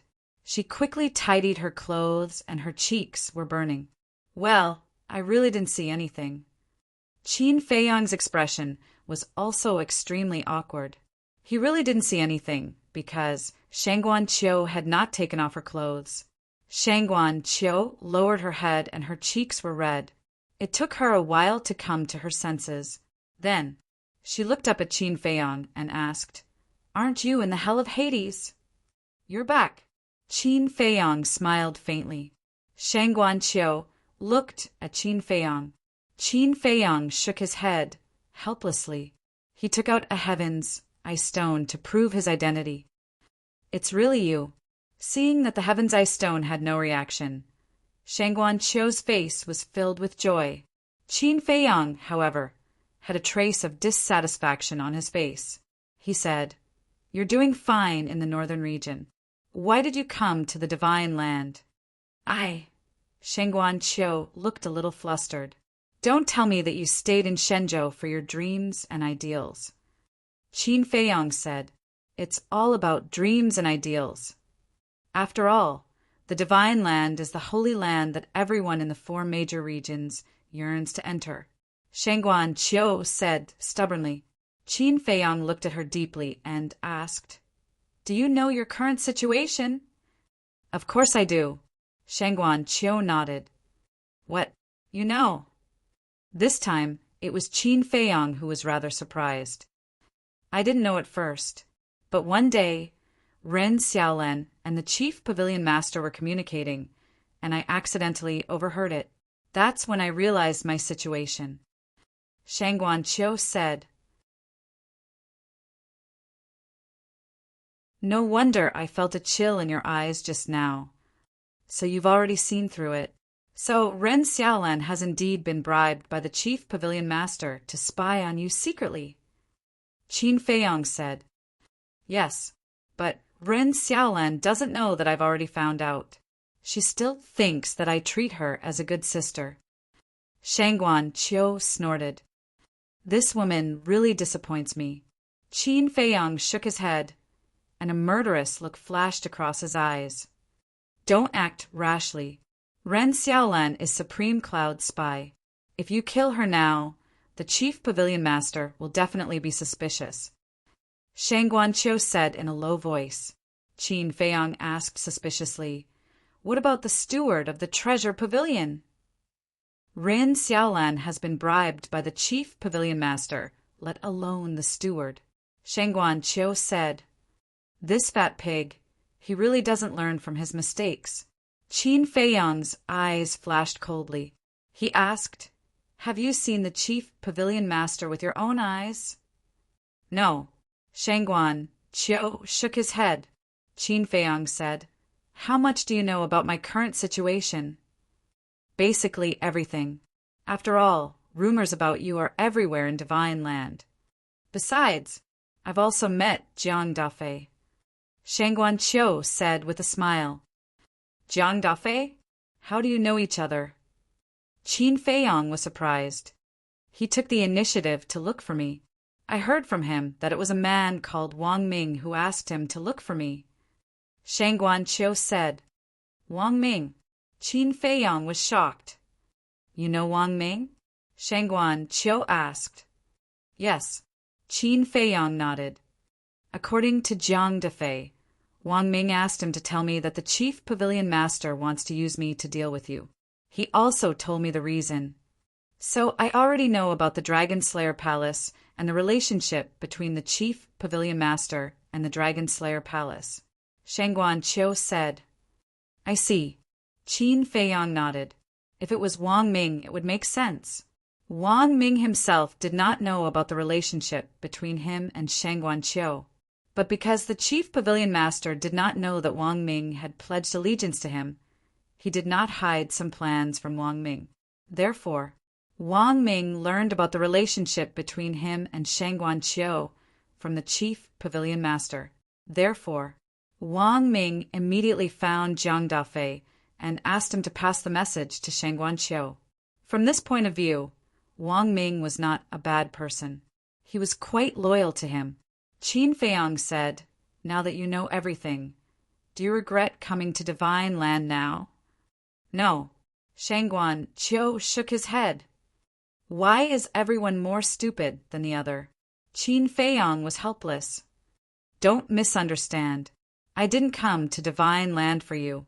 I just want to do something big in Divine Land. I want all the women in the world to understand that we women can still live well without you men. So don't think about sending me back to the North region. Shang Guanqiu looked at Qin Feiyang with vigilance. Okay. As long as you are happy. Qin Feiyang smiled bitterly. He really wanted to send Shang Guanqiu back to the North region, because Divine Land was too dangerous now. One careless mistake and he would be smashed to pieces. He did not want to feel uneasy, but now that Shang Guanqiu had made it clear, he had no choice. Hearing Qin Feiyang's words, Shang Guanqiu finally smiled. Don't be happy too early. Although I allowed you to stay in Divine Land, I didn't say that you could continue to stay in the treasure house. After all, I promised your master to take good care of you. You can leave the treasure house for now and stay with me, Qin Feiyang said. You've met my master? Shang Guanqiu was stunned. Yes, I just came back from the North region. Qin Feiyang nodded. You came to find me after you came back from the North region? Shang Guanqiu was happy to hear that. It seemed that this man cared about her. Don't get me wrong. I was asked to do this, Qin Feiyang said hurriedly. Shang Guanqiu pouted. Would it kill him to admit that he cared about her? Qin Feiyang sighed. He looked at Shang Guanqiu and said, To be honest, you are a good woman. Whoever marries, you will be lucky for several generations. But you know my situation. Enough. You don't have to explain so much. I know you have someone in your heart. I have thought it through these years. If you like someone, you don't have to be with him. As long as he is happy, that's enough. Shang Guanqiu interrupted Qin Feiyang and shook her head. Qin Feiyang was stunned. Time could really slowly change some people. Shang Guanqiu said, I won't leave the treasure house either. Won't leave the treasure house? Qin Feiyang raised his eyebrows. That's right.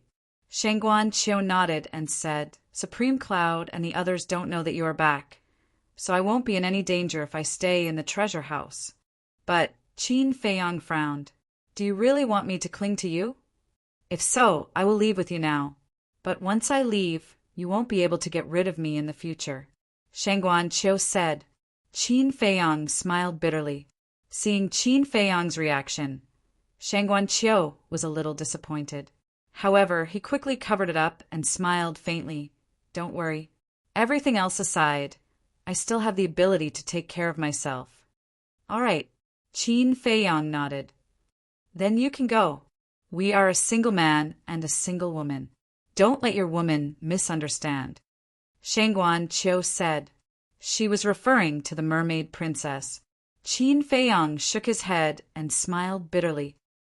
All right, take care of yourself. Then he entered the Black Tortoise realm and left the treasure house quietly. He did not have the time to waste with Shangguanqiu. After leaving the treasure house, Qin Feiyong appeared in the dark alley again. Looking at the two guards at the door, his eyes flickered. Suddenly, his heart skipped a beat, and an old figure immediately appeared beside him. It was Feng Daji, young lord. Feng Daji bowed. I have a task for you. Sneak into the treasure house and protect Shangguanqiu. Qin Feiyong said. Sneak into the treasure house? Feng Daji was slightly stunned. He frowned and said, That seems a little difficult. Qin Feiyong pointed at the two guards and asked, Are you sure it's difficult? Feng Daji looked up at the two guards.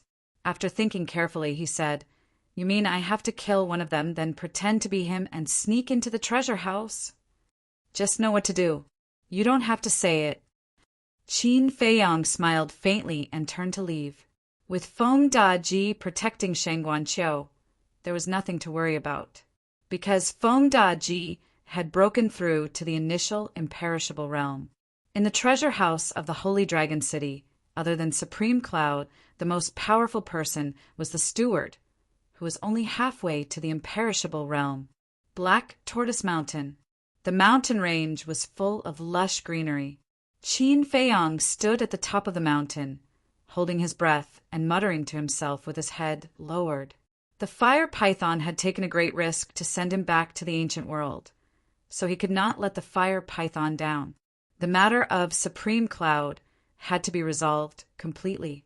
The treasure house had to become a part of the dragon-slaying palace. There was also the dragons.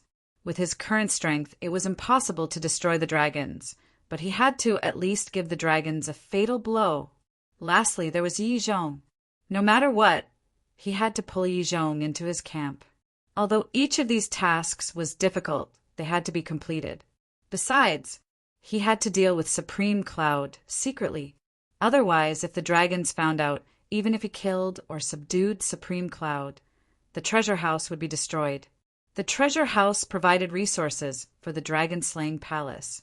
It was the foundation of the dragon-slaying palace, so there could be no accidents.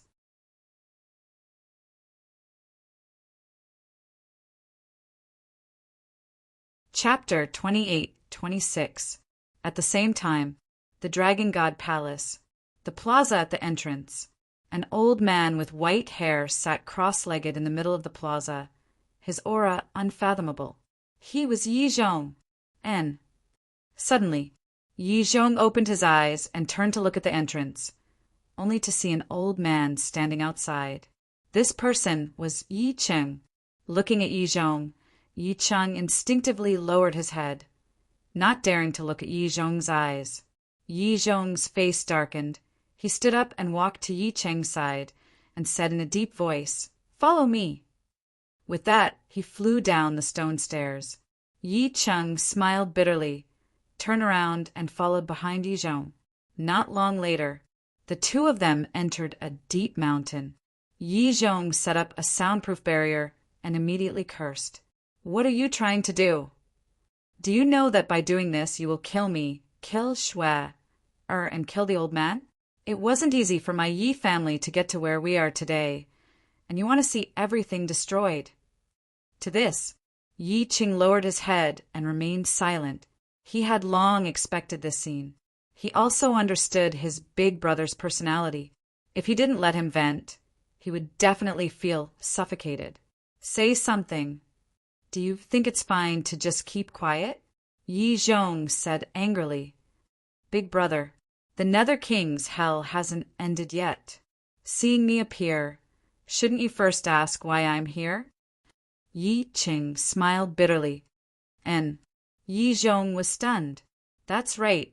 Didn't Qin Feiyong say that Yi Cheng was cultivating in the Black Tortoise realm? Since he was in the Black Tortoise realm, then he was naturally in the Nether King's hell. But the Nether King's hell hadn't ended yet, so how could Yi Cheng appear? In a moment of anger, he actually neglected this point. All right, tell me, how did you come back from the Nether King's hell? Yi Zhong took a deep breath, calmed the anger in his heart, and said, I can't say. Yi Qing shook his head. Yi Zhong's veins bulged as he roared, Am I still your big brother? You will always be my big brother, but there are some things that I can't tell you before you change your position. Yi Cheng said. Changing sides, Yi Zhong clenched his fists and said in a deep voice, In that case, Qin Feiyang didn't lie to me. You really followed him willingly. Yes. Yi Cheng nodded. Why? Yi Zhong said angrily. Why? It's very simple. I don't want to become a sinner. I also don't want my descendants to become objects of disdain. Big brother, it's time to wake up. Look, all these years, Shuai and father have been living in seclusion deep in the mountains, not daring to go out. Because once they go out, there will be people pointing at their backs and scolding them. But Shuai is very sensible, and father also knows that you're having a hard time. So they didn't say anything and silently endured it. But can you bear to let them live like this forever? In any case, I can't bear to. I hope that they will be able to enter the city openly and face everyone in a dignified manner. I hope that everyone will respect them and not scold them behind their backs. Yi Qing sighed. Naive. The strength of the dragons isn't something that a single Qin Feiyang can shake.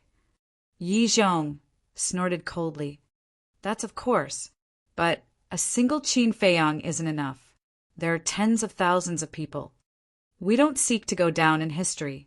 We only seek to have a clear conscience. Yi Qing said. Ridiculous. If we don't even have our lives, what's the use of having a clear conscience? Yi Zhong said. Big brother. Yi Qing was incomparably anxious. Enough.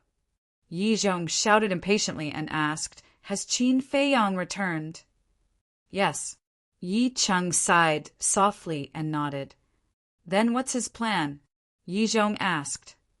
I won't say. Yi Qing shook his head. Bastard. What kind of bewitching potion did he give you to make you so dead set on him? Yi Zhong roared. If there's such a thing as bewitching potion in the world, he'll go to you and not me. However, I do have to thank you. Look at my current cultivation. Yi Qing smiled faintly. Cultivation? Yi Zhong sized up Yi Qing, and his pupils suddenly shrank. That's right. I've already stepped into the half-step Undying Realm. There's one thing I can tell you. The current time array of the Black Tortoise world is 1,000 years per day. It's not just me and Qin Feiyang. Everyone in the Black Tortoise world's cultivation is soaring.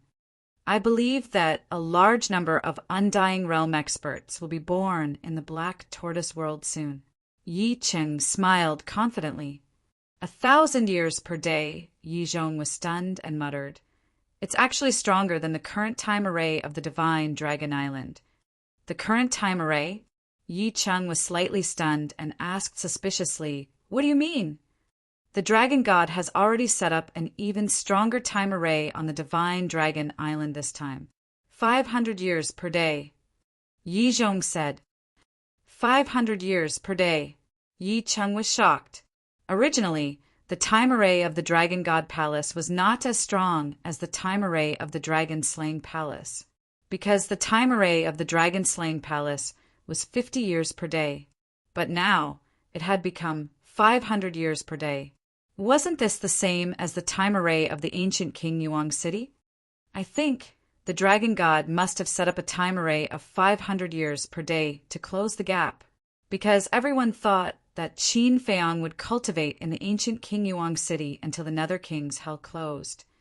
But who would have thought that not only did he not stay in the ancient King Yuang City, but even the time array of the Black Tortoise world has become so powerful. Yi Zhong shook his head. This kid was filled with too many miracles. He was the clearest about the situation of the Nether King's hell. Other than people like him who had left their divine souls outside and could come out in advance, the others had to wait until the Nether King's hell closed. But Qin Feiyang, on the other hand, ran out without anyone noticing. Wait! Suddenly, Yi Zhong looked up at Yi Cheng and asked, could it be that Qin Feiyang also left his divine soul outside? Before entering the Nether King's hell, he didn't even know the situation of the Nether King's hell. How could he leave his divine soul in advance? Yi Cheng said. Then, how did you guys come out? Yi Zhong frowned. He really couldn't figure it out. I really can't say. Yi Cheng shook his head. Yi Zhong said. Then tell me, what is Qin Feiyang's next plan? Yi Cheng shook his head again. Yi Zhong grabbed Yi Cheng's clothes, his face full of anger. Big brother, Qin Feiyang is your disciple and I am your brother. Why would we harm you? Besides, he does treat you as his master. Yi Cheng sighed. He is such an amazing person. This old man can't afford to be friends with him. I'll ask you one last time. Are you going to tell me or not? Yi Zhong said angrily. If I don't tell you, will you kill me? If so, then do it. Yi Cheng closed his eyes. Yi Zhong was furious. After a long time, Yi Zhong looked at Yi Cheng helplessly, let go of Yi Cheng's clothes and sighed. Have you really made up your mind? Yes. Yi Cheng nodded. What is so good about Qin Feiyang? Why are you so loyal? Yi Zhong asked helplessly. Yi Cheng pondered for a while and said with a smile, although he is still very young, he is more responsible than anyone else. You don't know, right? In order to save the world, he sacrificed himself without hesitation. Save the world? Yi Zhong was stunned. That's right. This happened before he entered the ancient world. Back then, a catastrophe happened in the Great Qin and Forgotten Continent where he was, and countless living beings died tragically. In the end, he used his life as the price to open the gate of rebirth and revive all living beings. At that time, he was almost completely destroyed. In the end, it was the dragon god who saved him. Yi Cheng said. The dragon god saved him? Yi Zhong looked at Yi Cheng in a daze. That's right. I believe you already know that the dragon god and Qin Feiyang have known each other for a long time. When he was in the Nether King's hell, Qin Feiyang barged into the mythical forest and clashed with the dragon god. Yi Cheng said. But why is that? Qin Feiyang is clearly the enemy of the dragons, so why would the dragon god save him? Yi Zhong frowned. I don't know either. Qin Feiyang himself doesn't know either. Actually, I'm not telling you this to express the complicated relationship between Qin Feiyang and the dragon god, but to let you understand Qin Feiyang as a person. Think about it. In this world, who would be willing to sacrifice their own life to revive those unrelated living beings? But Qin Feiyang is willing to do so. From this, it can be seen that he is a very responsible person.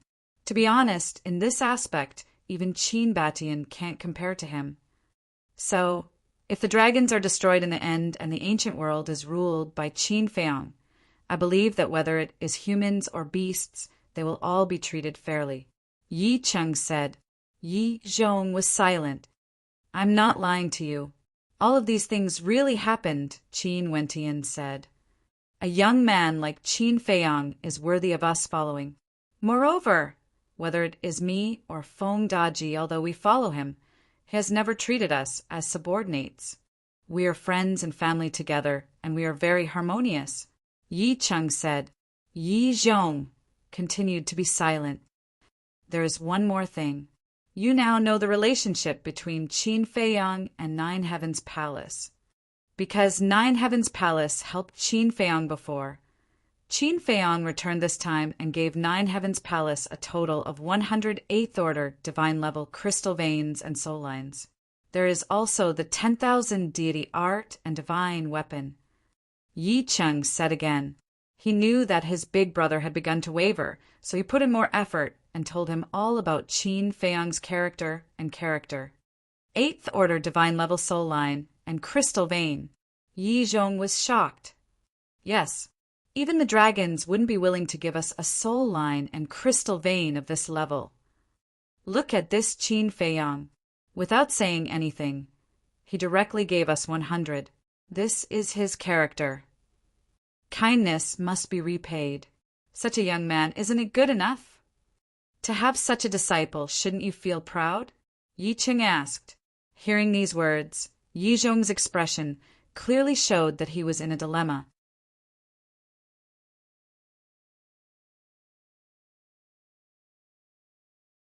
Chapter 28-27. Yi Ching asked, Big brother, are Shui and father still on Divine Dragon Island? Yes. Yi Zhong nodded and said, 500 years in a day. Of course. I will let them continue to stay on Divine Dragon Island. You can't do that. Yi Cheng hurriedly said. This is for the good of Shui and father. What's wrong with that? Yi Zhong couldn't help but frown. If there was no Qin Feiyang, this would indeed be a good thing. However, the current situation doesn't allow Shui and father to continue staying on Divine Dragon Island. Yi Ching was extremely anxious. What do you mean? Yi Zhong frowned. I won't hide it from you. Before I came to find you, Qin Feiyang warned me repeatedly to tell you that Shui and Lord Father must not continue to stay on the Divine Dragon Island, because Qin Feiyang has already formulated a plan to make you and the dragons fall out. Once this plan is carried out, I can tell you responsibly that the dragons will fall out with you on the spot. At that time, won't Shui and Father, who are on Divine Dragon Island, be in danger? Yi Ching said. What plan? Yi Zhong was surprised. I can't say. I just hope that you can take Shui and Father away immediately. Otherwise, when an accident happens, it will be too late to regret. Yi Cheng said. Is this a threat? Yi Zhong stared at Yi Ching gloomily. Big brother, I've already said so much. Do you still not understand my painstaking efforts? Threat? If I really wanted to threaten you, would Qin Feiyang have me come to find you? He has already thought of all the possibilities and is considering them for us. Let's talk about it later. Just based on the fact that Qin Feiyang extended Father's life, we should be grateful. Yi Cheng sighed. Yi Zhong fell silent again. In short, you have a very high position in Qin Feiyang's heart. Otherwise, he wouldn't have tried everything to persuade you. And Qin Batian has made it very clear. If I can't convince you, then I'll kill you. But Qin Feiyang never did that. Think about it. With his character and methods, if he didn't respect you, why would he waste so much time with you? Big brother, I beg you, please wake up. The humans of the ancient realm have been oppressed by the dragons for so long. It's time for them to stand up. Yi Cheng sighed. Yi Zhong lowered his head, his expression uncertain. I know it's hard for you to decide right now, so I'll give you some time to think about it. Think about it. What exactly is the right thing to do? Don't wait until you become a sinner for all eternity before you realize your mistake. Yi Cheng sighed deeply and then opened a teleportation altar. Where are you going? Yi Zhong frowned. Go back and report. Do you know? Before coming, Qin Feiyang was prepared to give me a heaven-defying divine artifact, because he was worried you forcefully detained me, but I refused. Because I believe that you're not such a stubborn person. Likewise, even Qin Feiyang was willing to give me a heaven-defying divine artifact. Isn't this enough to prove his character? Think back to all these years. You followed revered dragon and contributed so much to the dragons. Have you ever obtained a heaven-defying divine artifact? Every time a heaven-defying divine artifact was found in the Nether King's Hell, it would end up in the hands of the various ancestral dragons. With this comparison, it's clear who's better. After saying that, Yi Cheng stepped onto the altar. Yi Zhong didn't stop him. He raised his head and looked at Yi Cheng's back with a trace of confusion in his eyes. I'll wait for your news. Yi Cheng turned and smiled at Yi Zhong before his figure quickly disappeared. Sigh. Yi Zhong stood on the mountain peak and looked at the night sky. After a long time, he sighed and turned to leave. Black Tortoise Mountain. You're back. Seeing Yi Cheng appear, Qin Feiyang smiled. Yes. Yi Cheng nodded. How is it? Qin Feiyang asked with a smile. Big brother has already wavered. I hope to give him more time. And Shui and father are still on the Divine Dragon Island. If you start the plan, I'm afraid, at this point. Yi Cheng's face was full of worry. Qin Feiyang smiled and said, as long as he starts to waver, there's hope. If you're worried, I won't start the plan unless I have no other choice. Thank you. Yi Cheng smiled gratefully. Swoosh! Suddenly, another 4 figures silently landed on Black Tortoise Mountain. They were Li Changhe, Wang Daoyuan, Jiang Dafei, and Lei Bing, the city lord of Serpent City.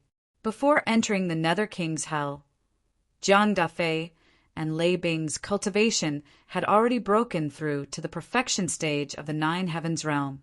Although more than 200 years had passed and they hadn't broken through, the aura of a city lord had been formed. Greetings, young lord.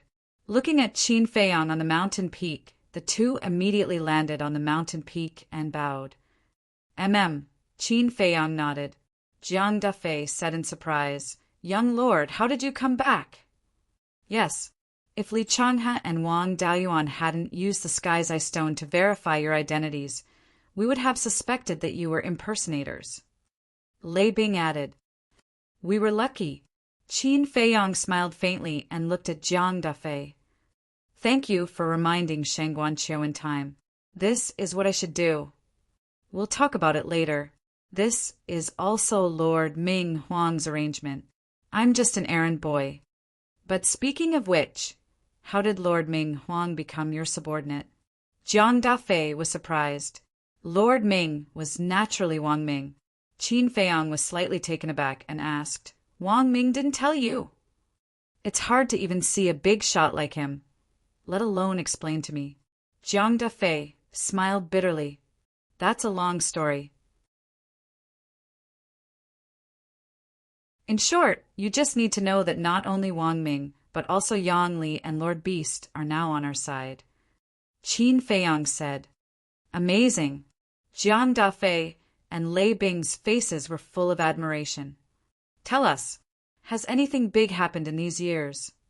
Qin Feiyang said. Jiang Dafei laughed. As long as you're not around, Divine Land must be very peaceful. The corner of Qin Feiyang's mouth twitched. Are you saying that I'm a jinx? However, since the Divine Land was very peaceful, Yi Zhong did not spread the news of what had happened in the Underworld King's Hell. Jiang Dafei scratched his head and laughed dryly. Qin Feiyang smiled helplessly and said, What about the task I gave you? It's done. Jiang Dafei nodded. So fast? Qin Feiyang was surprised. With our ability, it's definitely impossible, but young lord, you have a great influence now. After you left, Lei Bing, Wang Qi, and I immediately went to the Immortal General and asked for a list. It's the spies of the Dragon Slayer Palace, lurking in the east, west, and south. At first, we thought that even with the list in hand, it would be difficult to deal with them. After all, they're the other 3 young lord's men. But when we went to the east, west, and south separately and found these people, they all returned surprisingly in unison. They all said that they were willing to follow you, young lord. And even if we said that we had to sign the slave seal to follow you, they didn't hesitate at all. Later, we found out that they already knew about your deeds and felt that following you would have a better future than following the other 3 young lords. So the whole process wasn't difficult at all. Jiang Dafei smiled. Qin Feiyang was stunned and said with a smile, That's a little unexpected. And this immortal general actually gave you the list of the west, east, and south. We were also puzzled. At first, we thought that his immortal general wouldn't give us the list so easily. After all, he kept saying that we couldn't cross the line. But in the end, when we asked, he didn't hesitate at all. I really don't understand what he's thinking. Jiang Dafei shook his head. Yi Cheng smiled. I think it might be Qin Batian and Lu Jingyang's idea. I think that's the only possibility. Qin Feiyang nodded. Looking at the two of them, he continued to ask, Then did my two ancestors make a move against the people under Venerable Cloud and Venerable Beast's command? We don't know about that, because even if they did, they would secretly suppress them inside the Dragon Slayer Palace. After all, this isn't a small matter. If something happens, it won't be good for anyone. Jiang Dafei said. That makes sense. Qin Feiyang nodded. It seemed that if they wanted to understand the situation, they would have to find Wang Ming, or directly find the two ancestors. Wait, divine generals should know about the situation as well. Qin Feiyang looked at Jiang Dafei and said, Contact the divine general right away. Okay. Jiang Dafei took out an image crystal. Buzz. Before long, a masked man in black armor appeared. Young lord? The divine general's eyes were full of astonishment. Wasn't this young lord in the Nether King's hell? What was going on? Qin Feiyang said, Tell me about the current situation of the Dragon Slayer Palace first. Wait. The divine general stretched out his hand and frowned. Let me verify your identity first. Qin Feiyang helplessly took out a heavenly ice stone. Seeing no reaction from the heavenly ice stone for a long time, the divine general's astonishment grew even stronger. There was no problem with his identity. Strange. Didn't Wang Ming say that the Nether King's hell wouldn't close for 1,000 years? It had only been a little over 200 years. How had Qin Feiyang escaped from the Nether King's hell? Qin Feiyang put away the image crystal and said, We'll talk about me later. Tell me about the current situation of the Dragon Slayer Palace first. Yes. The divine general came back to his senses and responded respectfully. He shook his head and said, The current situation of the Dragon Slayer Palace hasn't changed. No change? Qin Feiyang frowned and said, I remember the ancestor said that after Venerable Cloud and Venerable Beast entered the Nether King's hell, they would seize control of the treasure pavilion. Why hasn't there been any change? That's indeed their plan, but there's one thing they didn't expect. Venerable Cloud left his soul outside. Think about it. If we force a move, will Venerable Cloud just sit there and wait for death? Definitely not. Maybe they will even jump over the wall in desperation and seek refuge with the dragons. In that case, wouldn't the Dragon Slayer Palace be destroyed? That's why they haven't dared to make a move. The divine general sighed.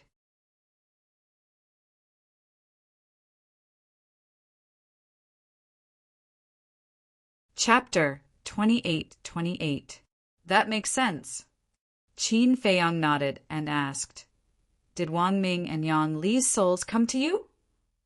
Both of them had left their souls outside, so they could inform the two ancestors of the situation in hell immediately. Their divine souls did come to find us. The divine general said.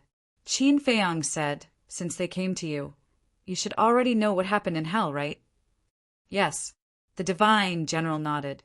Qin Feiyang said, Then where are their souls now? He was very concerned about that, especially Wang Ming, because Wang Ming had self-destructed to save him. Otherwise, he would be receiving the inheritance in the temple now. We don't know. But before they left, they told us that they would always be with Venerable Cloud. The divine general shook his head. So we guessed that Venerable Cloud's soul didn't go to the Dragon Slayer Temple. Qin Feiyang whispered. That's right. We've been secretly looking for his soul, but we haven't found it. We can't contact Wang Ming and Yang Li either. The divine general said. Why can't you contact them? Qin Feiyang frowned. They're just souls. They don't have image crystals, and they left in a hurry. We didn't have time to rebuild the contract bridge with them. Anyway, except for Divine Dragon Island, we've searched everywhere in the Divine Land, but we couldn't find them. The divine general sighed. Qin Feiyang frowned and said, "So they might be on Divine Dragon Island?" "That's our guess." The divine general nodded. "If they're really on Divine Dragon Island, then Venerable Cloud should have rebuilt his soul and body long ago, and should be trying to break through to the perfect, indestructible realm. After all, the law of time on Divine Dragon Island is 500 years a day." Yi Cheng sighed. "What, 500 years a day?" Everyone looked at Yi Cheng in surprise. "When I went to see my brother just now, he said that the Dragon God set up a time array for 500 years a day on Divine Dragon Island." Yi Cheng said, 500 years in a day." The divine general murmured, "The changes of the time formation will affect many things, for example, the cultivation of the ancestral dragons. If we sit back and do nothing, I'm afraid it won't be long before they step into the perfect 9 heavens realm." "It doesn't matter." Qin Feiyang shook his head. "How can this not matter?" The divine general frowned. "The Black Tortoise World and the ancient castle's time arrays are 1,000 years per day. Could it be that they can't compare to a mere 500 years per day time array?" Qin Feiyang smiled. "What, 1,000 years in a day?" The divine general was dumbfounded. Jiang Dafei and Lei Bing were also dumbfounded. It was actually twice as fast as Divine Dragon Island's current time array. "However, your worries are not without reason. Although I have a time array of 1 day and 1,000 years, your Dragon Slayer Palace doesn't." For the Dragon Slaying Palace's time formation, let's make it 50 years per day. Qin Feiyang looked at the divine general and asked. "Yes." The divine general nodded. 50 years per day, 500 years per day. Qin Feiyang shook his head with a bitter smile and said, "That's 10 times the difference. It seems that the gap between the dragons and the dragon-slaying palace will be widened quickly. Yeah, the overall strength of our Dragon Slayer Palace can't compare to the dragons. Now that the dragons have a time array of 1 day and 100 years, if this continues, we won't even be able to protect ourselves, let alone destroy the dragons." The divine general was worried. Qin Feiyang pondered for a while, then looked at the divine general and said, "Go and report to the 2 ancestors first. Tell them to come and find me when they have time. I want to talk to them." "Okay." The divine general nodded, and his figure quickly disappeared. Qin Feiyang then waved his hand at Jiang Dafei and Lei Bing and said, "Find some time to gather everyone from the west, east, and south." "Understood." The 2 responded respectfully, then turned to open an altar and left. After watching the 2 leave, Wang Daoyuan looked at Qin Feiyang and asked, "Young lord, what should we do next?" "There's nothing for you to do for now. Go to the castle and cultivate first." Qin Feiyang waved his hand and sent the 2 to the castle, then looked at Yi Cheng. "What's wrong?" Yi Cheng looked at him suspiciously. "If Supreme Cloud is really on Divine Dragon Island, I'm afraid only my master can deal with him," Qin Feiyang said. Yi Cheng frowned and said, "But Big Brother hasn't decided yet." Qin Feiyang sighed and said, "You know our current situation. The most important thing now is to find Supreme Cloud as soon as possible to avoid any more trouble." "You plan to carry out that plan?" Yi Cheng was shocked. "No, we can't carry out that plan now.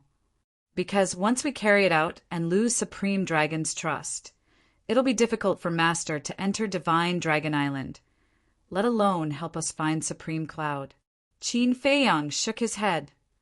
"Then what are you going to do?" Yi Cheng was suspicious. "Let's wait and see. 3 days later, if Master doesn't reply, I'll go to him personally. If I still can't convince him, then I can only do it by force," Qin Feiyang said. 3 days, Yi Cheng murmured. Suddenly, he looked at Qin Feiyang and said, "Didn't you sign an enslavement seal with Wang Ming? You can use the slave seal to find his location." "Yes." Qin Feiyang slapped his head. There were too many things to do at that time, and he had forgotten about this. He hurriedly closed his eyes. How is that possible? Very soon, Qin Feiyang opened his eyes, revealing a trace of disbelief. What's wrong? Yi Qing was bewildered. Qin Feiyang was stunned for a while before saying, I can't sense his presence. No way. Yi Cheng was shocked and asked, could it be that he has already? No. If Wang Ming is dead, even if I'm in hell, I can still sense it. The only explanation should be that some kind of power has cut off the connection with the seal. Qin Feiyang whispered. Some kind of power? They can't really be on Divine Dragon Island. Yi Cheng murmured. Gradually dawn came. Qin Feiyang took out the image crystal, and Hui and the 5-clawed golden dragon appeared. How is it?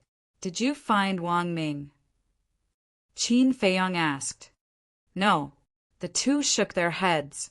Qin Feiyang was a little disappointed and sighed. Then come back first. The two nodded, opened the teleportation altar, and arrived at Black Tortoise Mountain.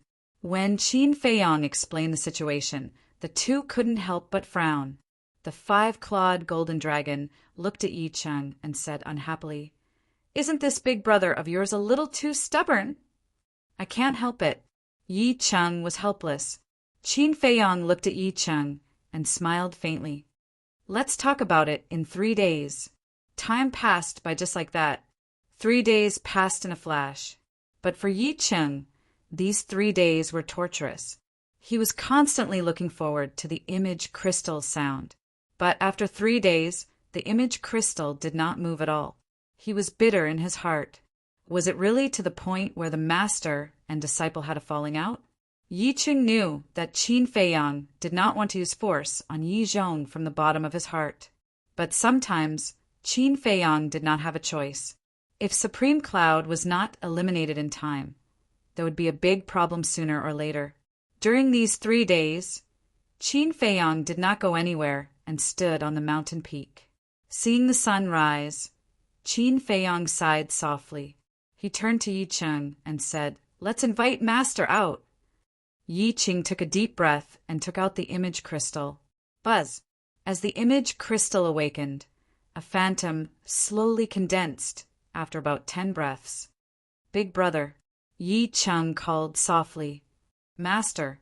Qin Feiyang also bowed. Yi Zhong was silent and looked at Qin Feiyang with a complicated expression. Big brother, did you go to Divine Dragon Island to pick up Shui and father? Yi Cheng asked. Not yet. Yi Zhong shook his head. Not yet. Yi Cheng's brows immediately furrowed. Qin Feiyang sighed. Master, it's already been 3 days. I know. Yi Zhong said. Your relationship with Long Zun can't really be like what Long Zun said, right? Qin Feiyang asked. What did he say? Yi Zhong frowned. Qin Feiyang said, he said that you like Long Zun and have always been by her side because you want to protect her. Yi Zhong could not help but lower his head and fall silent. Looking at the situation, is it true? Qin Feiyang and Yi Cheng looked at each other.